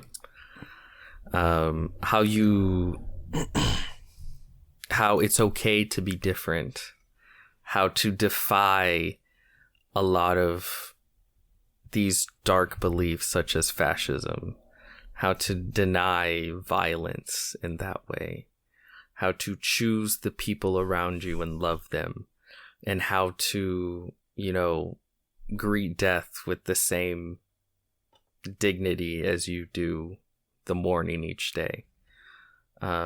So it's a lot of big things for an animated Pinocchio film. Mm-hmm. But it's still done with a lot of fun and a lot of humor and a lot of gorgeous animation. You know what? I was thinking about this. This is such a non sequitur. But why is stop motion animation? That's going to go down a rabbit hole. I know. I'm not equipped to answer those questions. And that's a separate conversation about what the official Academy rules are for it. Mm-hmm. And that also is going to like kick down the door even further about to like if these rules are full of shit or within reason. But for the sake of the record, the Academy has ruled that Pinocchio is eligible to compete in Best Animated Feature. That much we do know. It's just because stop motion... They're real objects. You're taking pictures of real objects. Mm-hmm. You're not animating. Like, you're moving them. But, okay, never mind. You're right. It's a rabbit hole. But I was just thinking about the other day. It's a rabbit hole because there's no answer. I mean, if we work long enough, maybe, but, like, there's no clear answers. There's no obvious answers. And it's not going to amount to anything for the sake of this conversation. Yeah. It looks amazing. That's all that matters. It looks very great. It's beautiful. And I really, really enjoyed it. I mean, I can tell you right now, it's not my favorite movie of the year. No, it's not mine either. I don't even know if it's top 5. It's not my favorite Guillermo del Toro movie ever. You know, there's in fact several movies I would probably put before it. But it's a beautiful fairy tale. It's a beautiful fairy tale, and I think it most resembles Guillermo's heart. Not that his heart is in other films, but for me, this feels like the equivalent of what Martin Scorsese did with Hugo. Yeah, there's a lot of that there, yeah. And Hugo is my favorite Scorsese film, and I think this Pinocchio would be my favorite Del Toro movie. Like, again, when you put your heart out in front of with both hands like that, it's hard for me to resist that. Especially when it packs a wallop like it does. The voice work across the board was tremendous. Not, of course, you know. You want to do spoilers? Well, I mean, what is there really to spoil here? I mean, Mussolini shows up. I don't know. Well, yeah, there's a whole fascist element, and of course, there's a lot of credit to be given for how like. I do really like how they the twist he puts on like the island of shit kids. Yes, that's right. The Nazi youth camp, basically. Yeah, and he kind of turns that into a Nazi youth camp thing. I was like, oh, okay, that's a really neat twist on that part of the story. I know you're gonna get mad at this. I do have a little bit of an issue with the songs. Do you? Yes. Which ones? All of them? Some of them, I would just take out completely. Like which ones? The song that the I forget his name. Count Volpe? Yeah. That one will easily I'd cut out because it doesn't make enough of an impression to it's not that long. Great. It's not necessary. I would cut that one completely. I agree. And then but there's others that I really like. You know, my son, my son. My son, Ciao Papa. And then Ciao Papa. And are there other ones? I'm trying to think. There's one in the credits that was amazing. But that's great. One, it's the credits, but then two, it's a funny gag. How he keeps trying. Like the first time that happened, I laughed my ass off. That was very funny. You think you're about to get another song, and then that piece of shit Pinocchio, you know, breaks open the door and squishes poor Jiminy. He's a punching bag in this movie. Yeah. Oh, very much so. Yes. The other song I think is Everything Is New to Me. Oh yeah. That one's okay. That one can stay. It's okay. I'm not in love with it, but it's okay. It can stay. Have you seen it again? Yeah. Yeah. I was watching it with my dad. Okay. Because I've seen it 3 times, at least at this point. He's someone he hates musicals. So you seem to know a lot of people who hates musicals. They're repelled by it. I know. When the first song started, he's like, "What? It's a musical? God damn it!" It really isn't. It's not really. It's just a few songs. It's just a song, like the Pinocchio, the Disney movie. It's not a musical, but it has songs in it. I miss the olden days when you would be watching a movie, they'd do one song, and then it would just go back to being a movie. Like, it's not a musical, but there's one musical number. I mean, that's a lot of the classic Walt Disney animation films. Yeah. They were never really musicals. They were just movies that featured music. Yeah. Which I think we need to bring that back, right? You're just watching a movie, it's just going, and then somewhere in the middle, there's a musical number. And then you just get right back to the movie. That's great. But no, all in all, it's a beautiful fairy tale. It is. And, you know, there's those rumors going around that he's directing a Frankenstein movie. Oh my God. Like, that would be like the greatest movie ever made. I don't know. No, I would agree with that. Yeah. I think the film overall, look, it's a story about imperfect fathers and imperfect sons, and there's just something really just touching, you know, of it all the same. And there's just these really small, quiet moments that are just, I don't know, they kind of like penetrate my soul. They really do speak to me. And I guess I'll be alone on this island, it seems, for the remainder of the year. It's not an island. I think so. I mean, you pushed me off. It's like, well, I can't like this as much as you can, but like, I still like it a lot. You were the one that decided you're on an island. You pushed me over to it, and that's how it's going to be. Like, well, we'll see how the top 10 lists shake down. Now let's go on to The Banshees of Inisherin, brought to us by Martin McDonagh, who previously wrote and directed such films like In Bruges and 3 Billboards Outside Ebbing, Missouri, which won several Academy Awards for Sam Rockwell and then also Frances McDormand. Quick question: have you seen? No, I have not. I've not seen In Bruges. Yeah, I'm not going to in the near future. So let's drop it and move on. That's what I thought. The Banshees of Inisherin, directed by Martin McDonagh. No, The Banshees of Feckin Inisherin. We're gonna be clear about that. Feckin. So stupid Irish. Okay. Everything was fine yesterday. 2 lifelong friends find themselves at an impasse when one abruptly ends their friendship with alarming consequences for both of them. Starring Colin Farrell, Brendan Gleeson, Carrie Condon, and Barry Keoghan.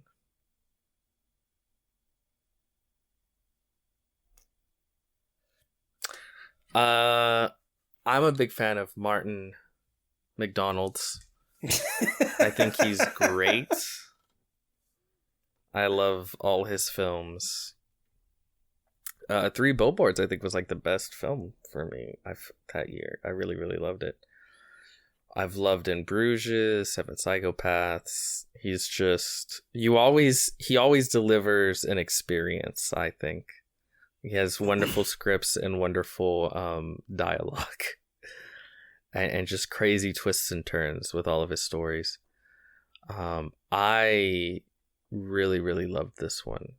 It's a very almost, I think, spiritual film. Yeah. It's very moving, and it still has his classic like dark humor and sharp dialogue, so to speak. Feckin dialogue. And Donald Gleeson and the Penguin are as fantastic as ever. It's Brendan Gleeson and Colin Farrell are as fantastic as ever. It's a seemingly simple film, but there's just again, I don't know. I feel like I'd have to do much more souls. I haven't had any real time to really sit down and think about this film, but it is one of those films that I feel I really need to sit down and really think about. And one of the key things I really took from it the first time, it felt very deeply spiritual to me in a lot of ways. It did, yeah. And it stuck with me. Yeah, I'd say that. And it's a movie, despite how dark it gets, I feel like I could rewatch it many times. It's one of those movies where it's like I would, because there's some movies you watch and it's dark and it's like, I really don't want to watch this again because it's not great subject matter. But this, despite the dark subject matter, there's just something about it that really pulls me into it. You want a real depressing double feature? Try watching Schindler's List in silence. Did you do that? No, but it occurred to me as something that would be pretty horrendous too. Okay. Both films are masterpieces. But what the fuck is wrong with you? But those films would make you feel like shit 1,000 times over. As I was watching the Spielberg documentary, as you recommended that I did the other day, and they were showing a lot of scenes from Schindler's List, and I was like reliving that movie and like, oh shit. It's pretty intense. Anyway, this is a film, thankfully I've had, more of an opportunity than you to sit with. I've seen it at least 3 times now.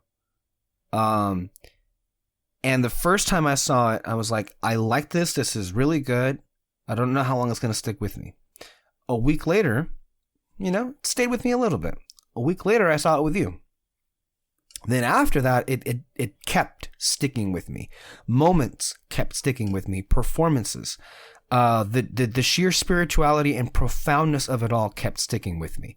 Carter Burwell's score, when I listened to it, which is a very subtle score, but when I listened to it, the images kept coming back to me. And I said this to you when I saw it the second time with you, that I wasn't quite sure how I was going to shake down with like this being a film that I love. While also telling you that, of course, sometimes things can change radically if you just give it enough time.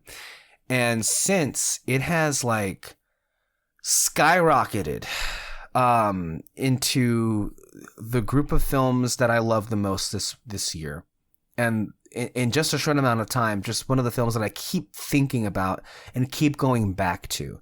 And yes, there is some material that's like maybe a bit heavy here and there, but I genuinely found it a film that I looked forward to rewatching, because I rewatched it here on HBO Max when it came on HBO Max, and it was just like, I'm so glad I get to see this movie again, and I just loved watching it again for anew.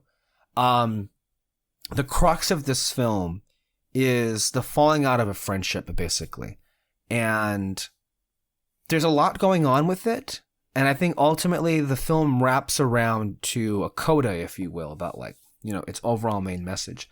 But highly entertaining and highly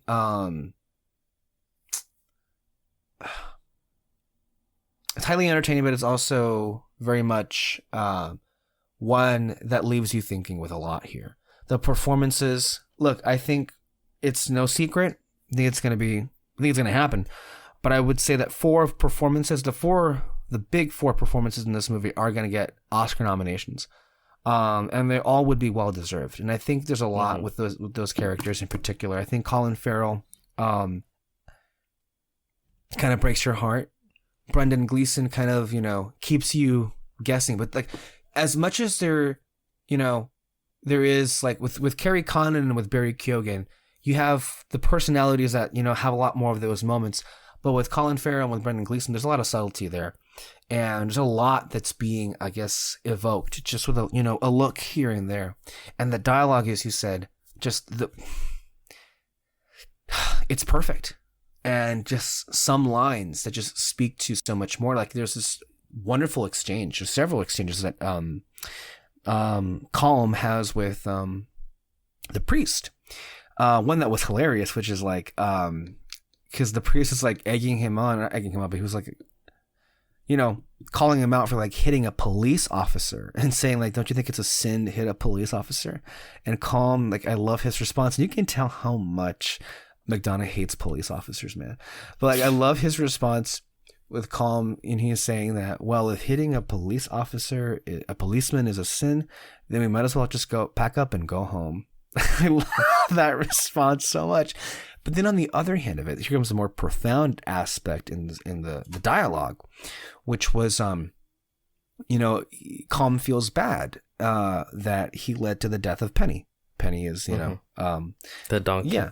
And the priest says, "Do you think God gives a fuck about some donkey?" And then, Calm rebuts with, "I fear he doesn't." And I feel like that's where it's all gone wrong. So much just being said there. Even the other quotable moments, like, "How is the despair?" Let's back a bit. Just a lot of quiet moments here that are really quite powerful. I love this movie. I mean, it's a film about desperately lonely people. Yes. Desperate and lonely people. Mm-hmm. And like it's about a lot of things. The almost just nonsensical violence and anger that we sort of put on each other. And there's no sort of rhyme or reason to it, but we do it. Mm-hmm. And there's just a lot to it. And set against, gorgeous Ireland. Oh, I love just looking at this movie. Yeah. It was beautiful. I mean, this is one of the films alongside with Avatar where I'd actually want to visit and just live in the area, and just get lost in into the environment of it all. I think the crux of what you're saying there is ultimately that's what the character Siobhan is here to do, because with Siobhan, she's somebody who is presented anyway as someone who's far more enlightened, or I guess, intellectual in a way, more knowledgeable about certain things, and she can see through all the bullshit and she can see how everybody on this island is miserable and making each other more miserable. And so ultimately in this film, she leaves, and she's the only one that has the bravery, I should say, to leave through it. And it's said so many times, or at least it's alluded to, and even I think in one moment even spoken when she's chastising, I believe, Calm for cutting Podrick out of his life because you're all boring Feckin people on this Feckin island or something like that. And I didn't even notice it the first time, but there was this one exchange that she had with the piece of shit policeman where he goes out of his way to say, get your brother ready because I'm going to beat his ass on Sunday or whatever. And then her response was whatever. And then of course, you're an awful strange lady. No wonder nobody likes you. And of course that really affected her. And then that night she was crying in her sleep. And Carrie Condon gives a really amazing performance here, quietly, and then in moments powerfully. I think she might win the Oscar for Best Supporting Actress. And you know what? Maybe I'm crazy. I feel like Barry Keoghan has an outside chance. I don't think you are. He's gonna win. No, I'm sorry. He's not going to win. He is going to get nominated for sure, and I think there's not a terrible chance that he could win because he steals the show in a lot of ways. I can see a last minute upset. It would be somewhat surprising, but I can see it happen because he is excellent in this movie, and he himself has, had years now of small indie roles where he's garnered notoriety amongst this crowd in particular. I feel pretty confident in saying he will get his first Academy Award nomination here for acting.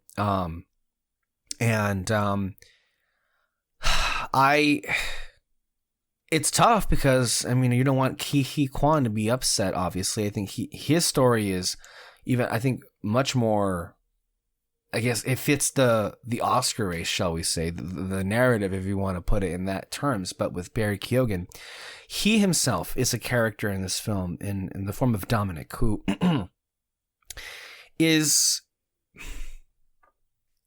I think it's fair to say he's kind of an awkward guy, rather confrontational in an unfortunate way, and, tries endlessly to communicate what he's thinking and how he feels, but in the worst way possible. And it often, ends up putting his foot in his mouth. But quite easily the most tragic character in the movie. And while it's not explicitly stated, I think the impression is left that he committed suicide. Yeah.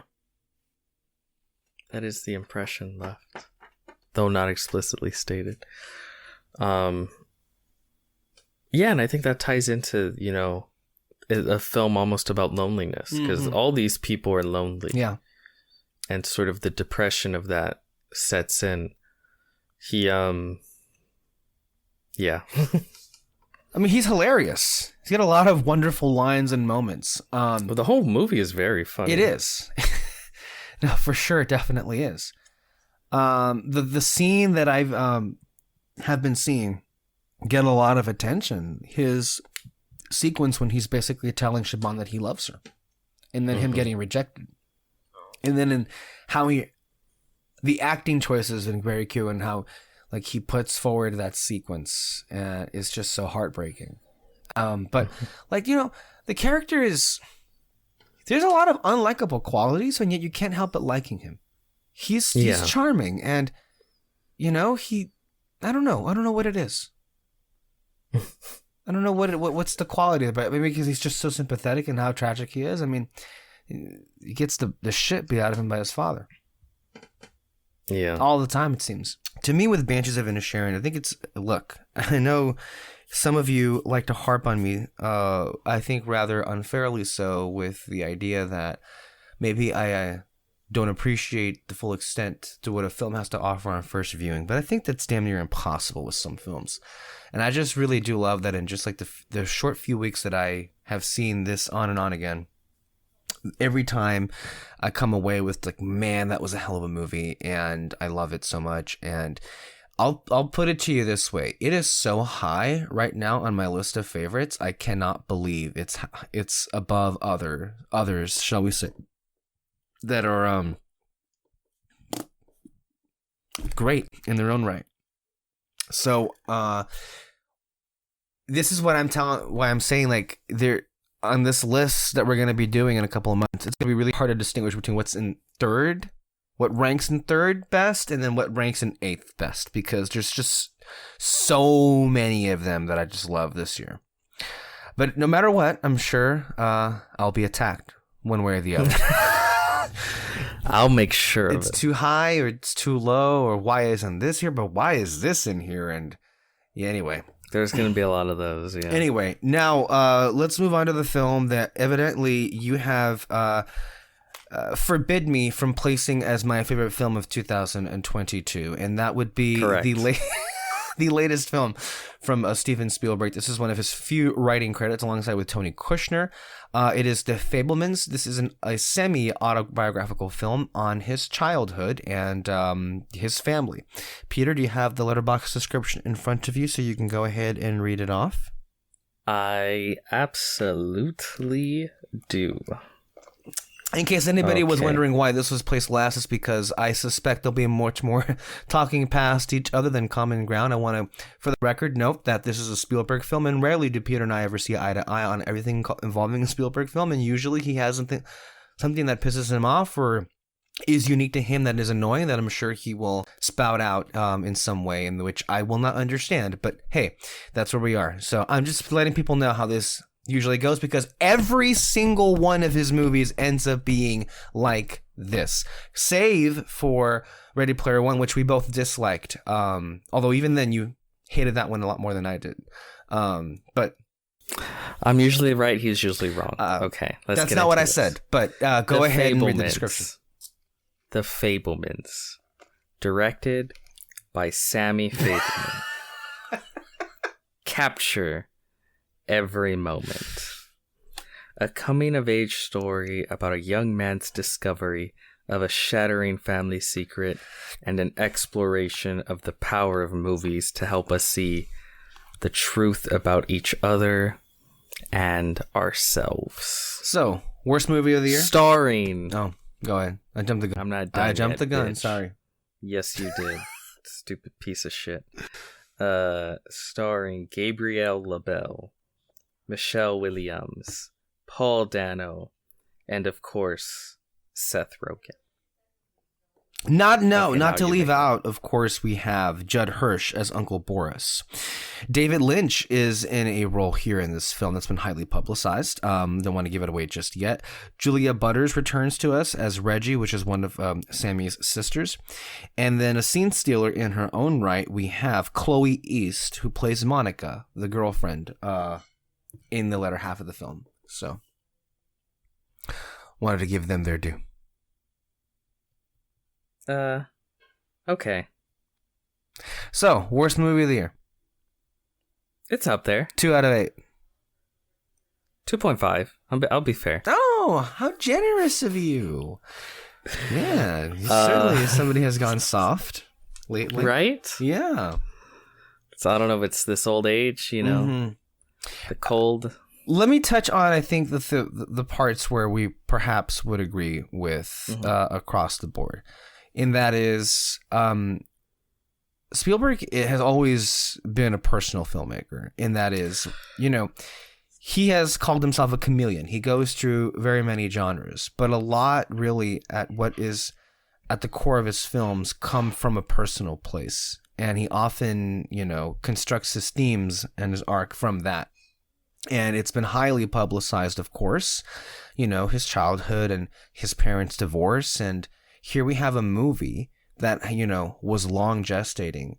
And I think you and I can both agree it is definitely an artist at long last coming to terms with the full extent of the wake of his parents and his family breaking up at that time of his life. That man, this artist, should we said, is now 76 years of age.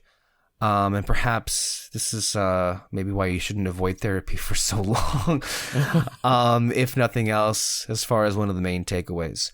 Across the board, the performances are terrific. I think Spielberg's great assets is just constructing a great ensemble and oftentimes finding relative unknowns. We saw it last year with Rachel Zegler. And then this year, Gabriel LaBelle is a complete unknown. And here he is in the starring role of Sammy Fabelman, who is based off of Steven Spielberg. And I think he is tremendous. And if it weren't for his age, he would be considered for an Academy Award nomination. The fact is, he's 20 years old, and that's too young. Austin Butler is still too young. He's not going to win because he's 30. That's the discrimination that's at the Academy Awards, but that's just the reality. If he were older, he would be in, no questions asked about it. And I'm happy to see that opinion be vindicated throughout. And I feel like this film really is on his shoulders. And if it wasn't a likable performance at the very least, I don't think it would work nearly as well as the way that it does. Also, I believe it was his girlfriend, Sammy's girlfriend, Monica, played by Chloe East. She's a new discovery as well. And in the few scenes that she has toward the latter half of the film, she makes the most out of that screen time. I mean, hilarious. There's been a lot of talk about Judd Hirsch, who I also love, who only gets 10 minutes here to work with. There's been talk about him maybe squeaking in because he made such a big impression in the film as Uncle Boris. But I would say as much of an impression as he makes, so does she, because she's hilarious as well in her sequences. What's her name? Michelle Williams playing here Mitzi, who is the stand-in for Lee Spielberg. Very obviously over the top, as I imagine the real person was in real life. And then on the flip side, you have Paul Dano, who is much more reserved, as is true to, you know, the nature of how his parents I already said the cast list. Were to each other and everything. And I know you said the cast list. I'm talking about how wonderful their performances are, which we can both agree. You know, if you were paying attention to what I was saying, you would know, instead of just like, you know, wasting breath. So congratulations for wasting time again for that needless and useless interruption. Yeah. So go ahead. I think you guys could see how personal this film is to him. No, I want to talk about the basics before you tear it apart. But you can't wait to get to that point because you want to end this podcast in half an hour. And less than that. So I guess my point is I agree. Yes. That the performances but that's what I was saying. That's what I was saying. Were you not paying attention? Okay. That's what I said. All the stuff that I'm saying right now is stuff that both of you agree on. Were you not listening to me? You clearly were not. No, I said this off the top. We have the tapes. Yeah. When I first saw this film, I was delighted. I was entertained, and I thought it was one of Spielberg's funniest movies. And I think it speaks for itself when I watched it with you, and there were some moments that you were cracking up in ways I hadn't seen you in a long time. There was some, I mean, just the humor in this really, really worked in a big way for me.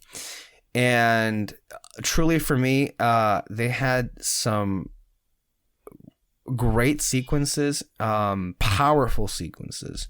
This is really the arc that Sammy has with this camera, and then the secrets that he's able to capture with it, and how that's presented on screen, I think are just perfect. In the times since I've seen it initially, I think I've seen it like 3 more times since then. And yeah, it shouldn't be a secret that this is obviously an individual, an artist, a filmmaker who I really connect so much to. I think the only thing we don't have in common is the family breaking up and, splitting up. Everything else, generally speaking, from what I've seen, we're just about the same person, even down to the obsession with aliens, as I was just reminded in watching the Spielberg documentary. Yeah, that's a little weird. I don't know where that comes from. I don't know where that comes from either. It's just how it is, and it's hard to explain. And yeah, I feel like part of me always felt like I was gonna love this movie, and I'm just happy that this ended up being so much more about, less about how movies are made, which is more Babylon's forte, and Babylon is more that movie about like Hollywood and that stuff. And people thought that this one would be in that same territory. It's not really. It's more about, a person navigating his life through, the output of films in a way. And even more than that. I actually think filmmaking is, for as much as it's in the movie, I think it's much more of an afterthought. It's more of... like, it could have been anything. It could have been, like, he could have become a firefighter. He could have become a singer. He could have become... It's more about just how he's affected by this family situation. It's called The Fabelmans for a reason, though. It's the story of the family and everything. So, anyway, I've gone at length, I think, before when I discussed with Kyle. We both really enjoyed the film. Yeah, I love everything about this movie. No complaints, 10 out of 10. And fuck everybody who doesn't feel that way, same way as I do. Anyway, those are my closing thoughts. Peter, go ahead. You mentioned earlier that I had said that you weren't allowed to have it as your number one. Well, yes. But what you didn't mention was I told you that when the trailer first dropped, before you even saw the trailer. And the reason for that is because I know you so well. From the trailer alone, I knew, like, oh my god, this bitch is gonna be so suckered into this movie. It's insane. Like, it's not even funny. Just how suckered in he's gonna be for this. I think I'm kind of obsessed with this movie. Maybe only a little. Like, I've been like thinking about it every single day, almost every hour of every single day, and like been on social media nonstop and looking for reactions and people feeling the same way and posting clips. I already purchased the movie. It's on my digital file. That's how, and I paid the full premium price for it. It was literally, yeah. And you know what was funny though? I did that on Steven Spielberg's birthday, which was a few days ago. It just ended up panning out that way. The full 20. Did you remember to make your blood sacrifice as well? Well, what is it with you and blood? You said that I made a blood pact, that I committed somewhere to not have this movie as my number one. Did. I never made that commitment. Okay, I mean, you did. I didn't. At no point did I. Also, I wouldn't assume it's my number one. Okay. I'm not making that assumption. I'm just If saying. you're not making that assumption, then why are you going out of your way to like forbid it from even being considered? It's like you tell your kids, don't do drugs. I'm not assuming you're gonna do drugs, but if you even get the inkling of the idea, just remember, don't do it. That's all I'm saying. No, but seriously though, I mean, more than just like all the interviews I've seen with him, but even in this movie, I found so much of me and so much of my life. A lot of commonalities in there that I was like, wow. We really are the same person in a lot of ways. Now, that's not me saying, "Oh, wow, I'm a genius and I'm on the level of Steven Spielberg." No, I think we all got that. No, that's not what I'm saying. It's just like spiritually, it really just feel like this is the kind of person that would get me. And I feel like I've never really been totally understood by everyone, including the people who are in my life. And so I feel in a way seen here in a way that most people just can't see. So that it's real pick-me energy. That's there. What? Don't worry about it. Did you say pick me? Don't worry about it. What did you say? Oh my god.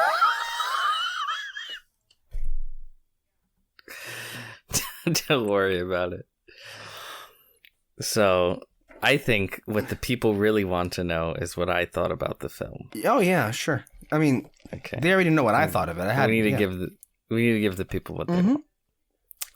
I thought it was motherfucker. You thought it was a motherfucker? Wait, this fucking it just randomly started sliding down my. I wonder why.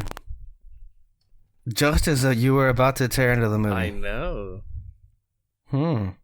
Isn't that a bit suspicious right there? Literally, I mean, he's not joking. He's adjusting his microphone right now in real time. Very suspicious. It was okay. I really enjoyed it. I did. I had a good time at the movie theater. On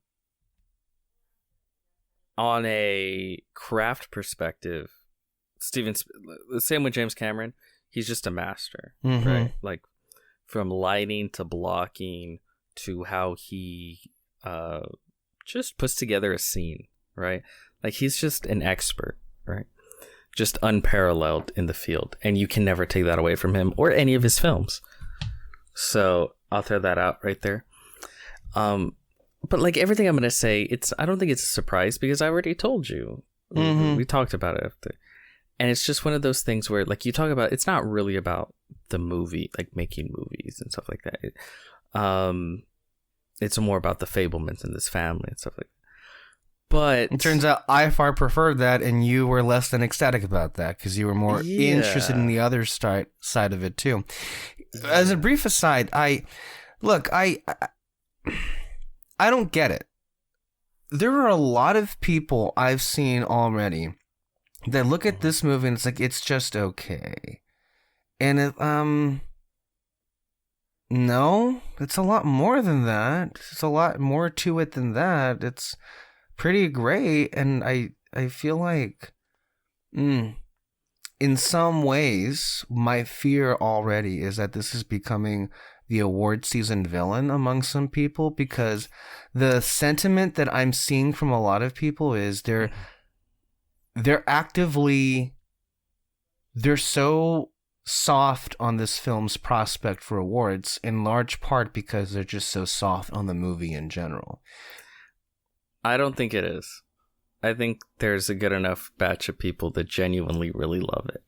I didn't suggest that there wasn't a good amount of people. I know, but I'm saying enough so that I don't think it can be portrayed as a villain. I think enough people love it too much to really cross that threshold. But like, cause like myself, I don't hate it. I think it's a good film. What's there to hate, really? That okay? You know what? Let's just rip the Band-Aid off, so we don't have much time here. Maybe this really may just come down to a difference in taste, and maybe look. I'm just gonna go out and say that maybe I'm just more empathetic than you are. I'm just putting it out you there. Shut the fuck up. No, you shut the fuck up. No. Because if you walk this away, was if a you different film, no, it's not. the If movie you was walk away not from it written- and you had- feel nothing for Mitzi or even think of her as the villain in this movie, I have to question your humanity. Okay, fuck off with that. I'm not allowing that sentiment on the show. if that movie did not have written by and directed by Steven No, Spielberg and you know on what it, I can tell you might because feel very if differently you about rip Mitzi. out the Spielberg of it all, that's why I think it's so great is that it stands on its own. You don't need to know any of that to enjoy this movie. All right, and so I think that kind of accusation is rather tasteless and low for you to stoop to. Aside from being inaccurate. I'm just saying, there's similar characters out there that I feel like you have gone apeshit. Okay, you know I don't what? know. Let's go ahead and go down this rabbit hole then. Name those characters. I'm saying I No. feel that way. You said that there are I characters feel out there, that so way. you mean you had some I in said mind? I So go ahead and feel name like them. There are characters. Oh, so you out had there. none in mind when you made that comment. I said if I were to think about, I would need time to think about. Oh, and it. you can't know and you what? can't think now? No. You know what? Next podcast. No. There's no Yeah, next podcast. Do it right now. Yes. Say No, it right now. Next podcast, I will take the time. I'll think about similar characters of No. which you have just despised. You know what? And What's really kind of No, gross don't to me, Peter, is like I cannot believe how you can't find it within yourself to sympathize with the person who feels trapped in a I loveless didn't situation. say- Oh Because my that's God. what it comes First off me. of all, The idea that she comes off as unlikable or a villain, I will not accept. Sure. I never said I didn't sympathize with her. I absolutely sympathize with her. What I'm saying is the film doesn't do a good enough job Okay. to portray her as a human. Are you serious? Yes. It's there. No. It's right there. She's either prancing around like a fairy or crying. Because that's how she was. That's who she is. And That's how he remembered her. no, that's how she was. That's how he remembered her. Because that's how That's she not- was.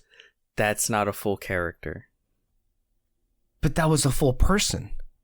That was not the full person. And if that is a full person, then I do feel the way that I feel about her. Then yeah. That I don't understand. Okay. I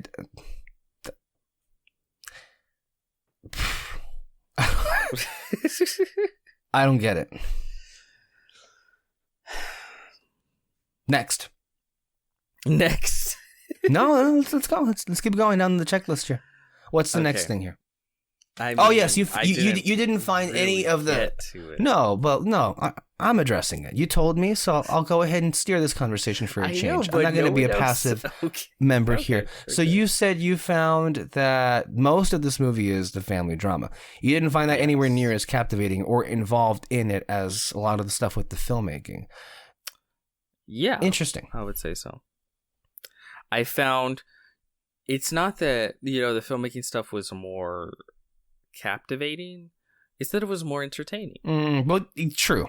Yes, it was. I think it's very entertaining. I think it's Mhm. really cool to see this like burgeoning young filmmaker as he's learning, cameras and learning how to use them and learning how to channel his emotion through film Right. and hardships through film and just learning the little tricks that come along with it. Like the little thing, it's like, like I want to make the gunshots look more realistic. Yeah. Oh, like he's learning how to work with actors or, and pull a performance out of them and stuff like that. And sort of trying to navigate high school as a Jewish kid and being pulled from one place to another and trying to keep his love of film alive while doing all that. Like that stuff, that's really captivating to me and very fun and very entertaining. I see. And it's not that the relationship drama between the Mr. and Mrs. Fableman isn't interesting or well acted. It's not as interesting or to captivating. you. And you feel like not that it's been played out. You know what? It's not even that it's less interesting. It's just I don't think it's enough to sustain.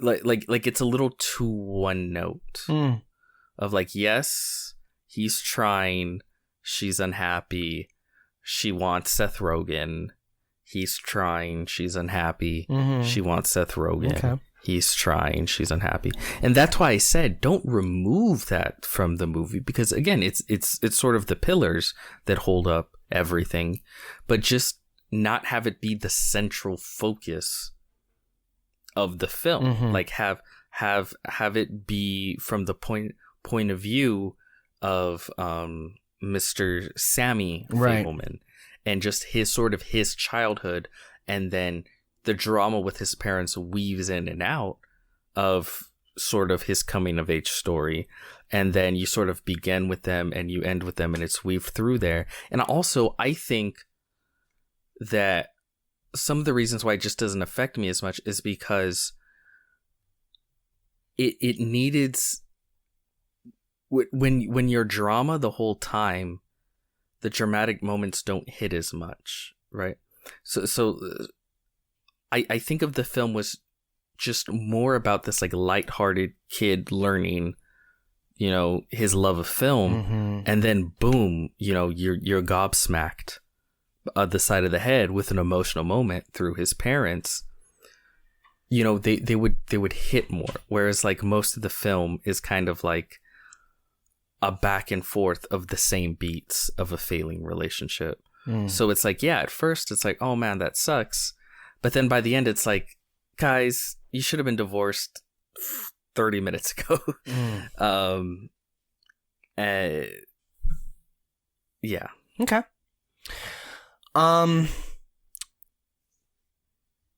What would you say were your favorite sequences in the movie? Because I have like, you have like yeah, go ahead. See, that's what I mean, right? Yeah. Like a lot of my favorite sequences, and also I think it also helps that this is Spielberg's bread and butter as a director, right? Is him coming to a new high school, right? And he's a Jewish kid and dealing with anti-Semitism and dating some girl that has like a Christian girl that has like a Jewish fetish. A Jewish and Jesus and Jewish fetish, and it's like, you know, for 100%, like that's some real shit that happened. You can't make that up. You can't make that shit up, because you can't make that shit up, right? Like stuff like that, where I'm just like, okay, like this really. See, this is the stuff where I'm just so engaged. That's the part of the film that really popped. And I really like Sammy. No, yeah. I agree with you what you were saying there, but you know what really confused me? That there were people who felt that the first half was stronger than the second half, and I disagree completely about that. I mean, I think the second half, when we get to California, it actually like becomes, I think, a lot more entertaining, just flat out, than it was before the fact. Yeah, for sure, I would agree. And then also,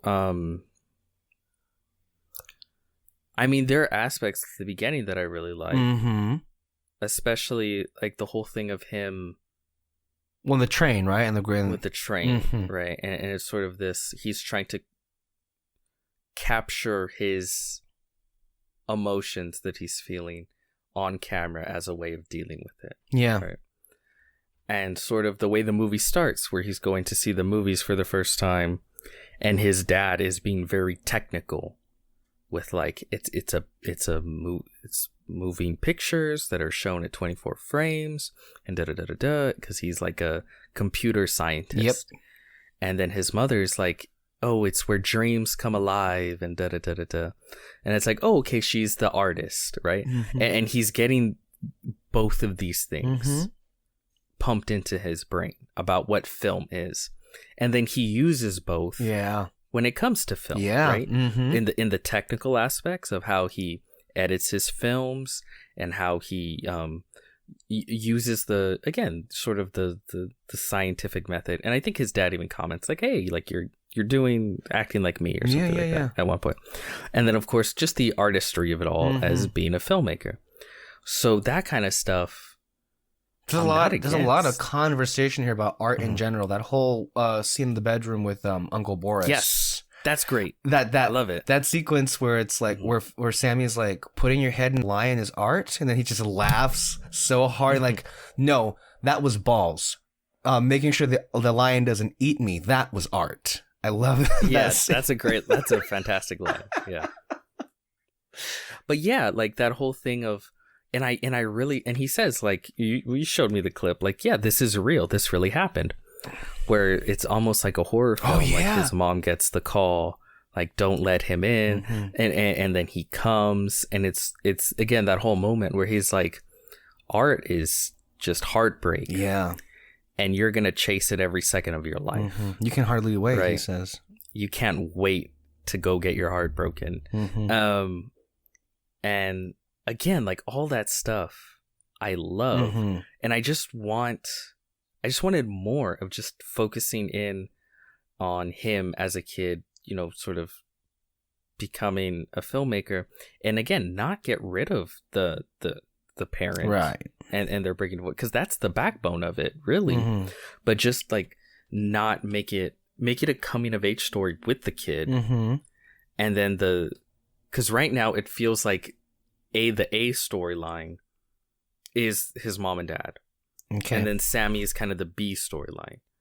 Really? But then that's the thing, though, right? Because then at moments they treat it like it's the A storyline, especially at the end.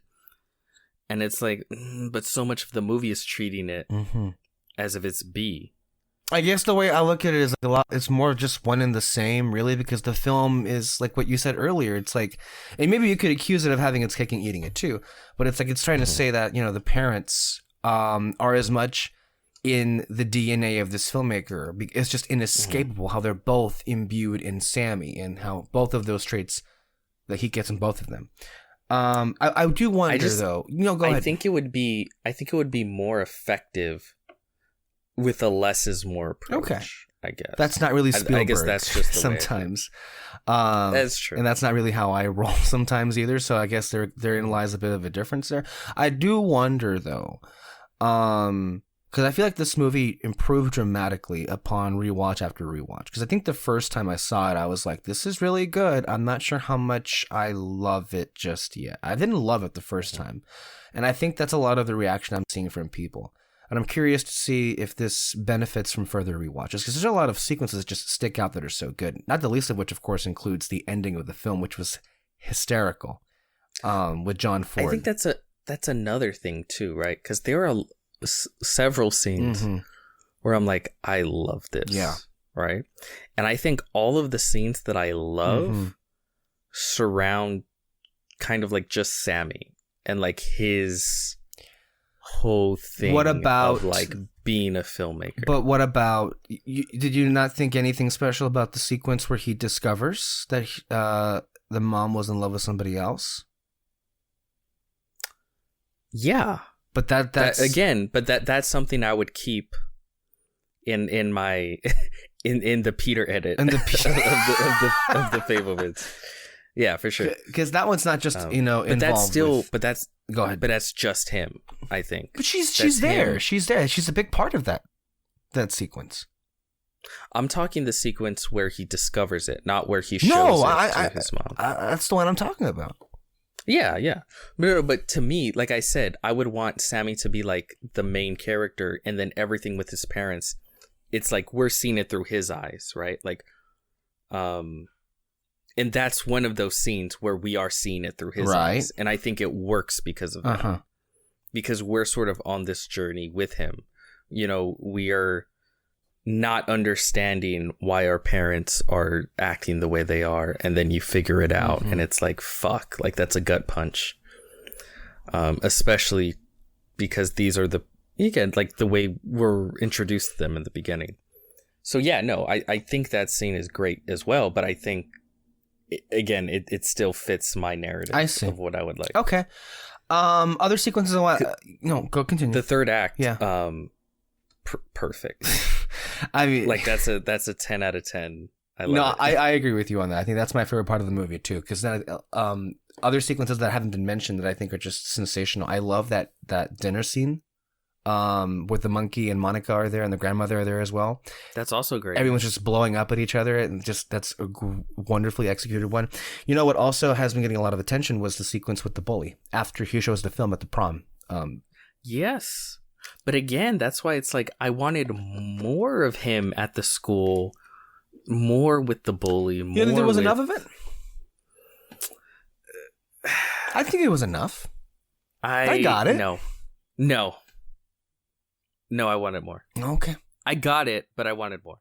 All right. But it was still good all the same.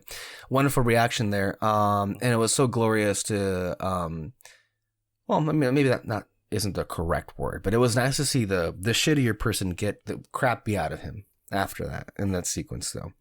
But that also comes from a true place. I shared the clip with you, like, you know, that it didn't exactly go down that way, but it's like it also speaks to an insecurity there. Like, why did he make, you know, his tormentor look so good on camera? And then he wanted him to like him.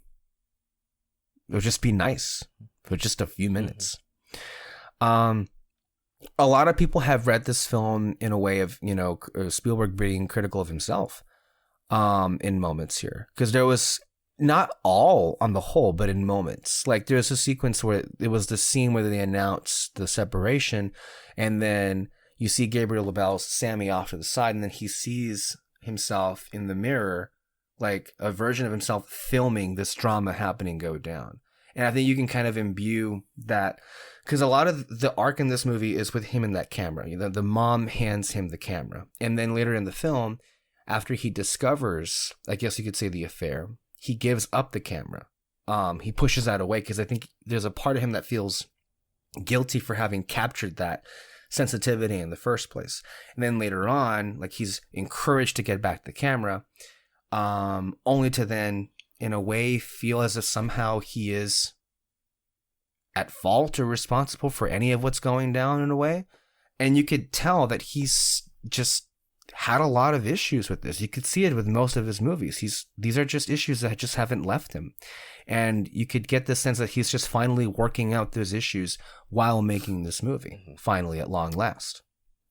Like, I almost wish, I know why he didn't, but I almost wish he would have made this while his parents were still alive. Well, he claims that he did not purposefully wait until they died. Yeah. But I feel like, I think he missed them, which is why I think he was thinking a lot about them and why he made this movie. They both passed away recently. But I think that's why they're such a massive parts of the story. Mm-hmm. I think that's why they are like, and I know you might not agree, I think that's why they're like the A plot. Because the movie exists just because he wants to bring them to life again. Which I feel. I don't disagree with that. I think that's a lot of in the DNA of this movie. And I think that, I mean, again, if I were in those shoes, I understand. I get it. Because I think I'd be doing the exact same thing. Mm-hmm. You know? Like, yeah, he missed them. And this is his chance to bring them back to life, which is actually kind of special. I mean, look at the opportunity he's had to go back into his life and bring to life these places that he once lived. Yeah. And you know what? I also would have liked to understand his siblings more. Yeah, that they kind of are just there, right? They're not really much at all in this story. They're just kind of there. So it would have been nice to have seen that element too. I will say, I don't know if you felt this way, but this movie is like 2.5 hours long. It kind of flew by to me. Yeah, I would never say that I kind of felt the length. I was entertained throughout. For sure. All the way throughout. I love the ending of this is so great, which is freaking David Lynch. When the horizons at the top is interesting, when the horizon at the bottom is interesting, when it's in the middle, it's boring as shit. Good luck to you and get the fuck out of my office. So good. It's so good. No, this movie is highly entertaining. I think that's going to help make it rewatchable in years down to come. But I mentioned this to you as well. But they did strike me to be some similarities between this and Boyhood, the Richard Linklater film from a few years back. Oh yeah. And if anything, again, this might make you feel better. I kind of wanted a more Boyhood in this. Interestingly enough, I could see that. Yeah. I haven't thought about that movie in a long time. I still, of course, adore that movie, but the thing with Boyhood is I don't think that movie is as entertaining enough on rewatch. I don't think it can sustain that kind of rewatchability test. That's not a film I want to go back and revisit often. This one, however, this one's got it, and it's got some amazing lines in there too. That just, I mean, all the stuff with Jesus, like that scene in the car right before prom when when Sammy gives Monica the The cross? The cross. And she's like, oh, you found Jesus? I found him in a jewelry store. Just the delivery of that. Is where he's like... But see, like, that stuff, I think it's very relatable, where he's like, I will be basically sacrilegious to my Jewish faith because this girl's cute and like she's giving me all this amazing attention. She's giving me attention, like I mean when you said Jesus fetish, like she legit, like yes. That scene in the bedroom was out of this world. I was laughing my ass off. It was great. And it's like, for people who's, Spielberg has had a bomb called 1941. Did you ever see that movie? I never saw that one. That was his most famous. I still have to see it. And that was his attempt at a comedy, which did not work. I think if anything, this is one of his most comedic movies, maybe easily. But yeah, last thing I want to say is I just want to know, like, why is there such a disconnect lately with Spielberg's? I feel like a lot of younger audiences in particular, I just don't know what it is. Maybe it's just his sensibilities, but I've noticed that when you put Fabelman's West Side Story, we can make an exception because that's very dazzling in a very technical way. But if we put like Fabelman's and also his political films like Post, Bridge of Spies, and Lincoln, there just doesn't seem to be as much passion from younger people about those films as there are with the boomers. Maybe that just could be an age thing. I mean, I don't count myself in that group. I mean, the stories he's telling, like dad's movies and stories. Let's be real. Yeah, that's what they are. They're very family friendly. They got no bite in them, Like it's very funny watching the Fabelmans and then watching Babylon, right? Like, yes. It's one is very clearly made for a crowd that I don't know, it's just an older crowd because a lot of his films are also period pieces back to the 1950s. Also, Spielberg is a boomer now. Yeah, so it's like he wants to tell stories about back in my day. All of his movies lately have been period pieces, right? Like, what was the last one that took place in the present? I can't even remember. The most, I guess, not Ready Player One. That's a fantasy future. The future, yeah. But I don't even think he wanted to make that. No, one. That's what I mean. Didn't. Like all his passion project films, they're all modern day films. The Post, Bridge of Spies. Like the most recent, like Syriana is Syria or no Munich.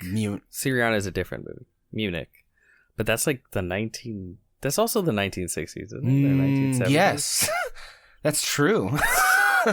I guess you could say not King of the Crystal Skull. That's in the 50s. That's the 50s too. Remember they have the greasers. Real quick, I like the ending of Crystal Skull. Are they gonna have to undo that for the new movie? Does Marianne die and she's not in the new movie, or like what's? I don't know if she died, but I think in some of the shots you can see him wear a wedding ring. Okay, so maybe she's still around but not in the movie. She's either still around, not in the movie, or dead. Okay, but they did get married, and he still wears that wedding ring. Yeah, because I did like that ending, and I don't think that film's awful by any means. It's not. I don't think it's as bad as. No, I think people definitely overharp on it. I mean, Catch Me If You Can. When was that a modern day movie? That was 2002. I'm trying to pull up his War of the Worlds, maybe. No, maybe it must have been War. That was. I think it's War of the. That was 2005.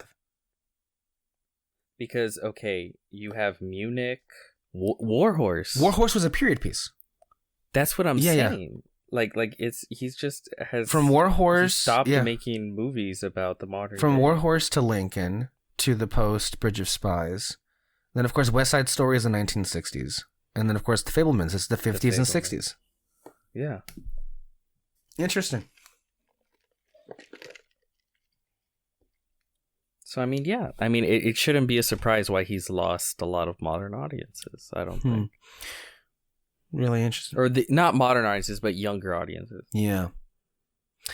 Anywho, no surprise here. The very good movie on the whole. I think it's a very entertaining watch, and obviously it's it's a story about a family. So you might watch this, you might like this if you give it a try. It's on premium video on demand, and still playing on a screen anywhere near you if you happen to like.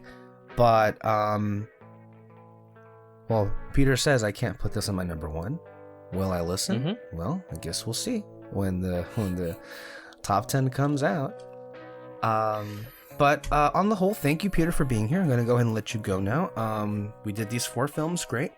And then next time we see each other, we'll have some more movie reviews. Have a Merry Christmas and a Happy New Year. We'll see you next time. Bye-bye. Happy Kwanzaa. And Hanukkah.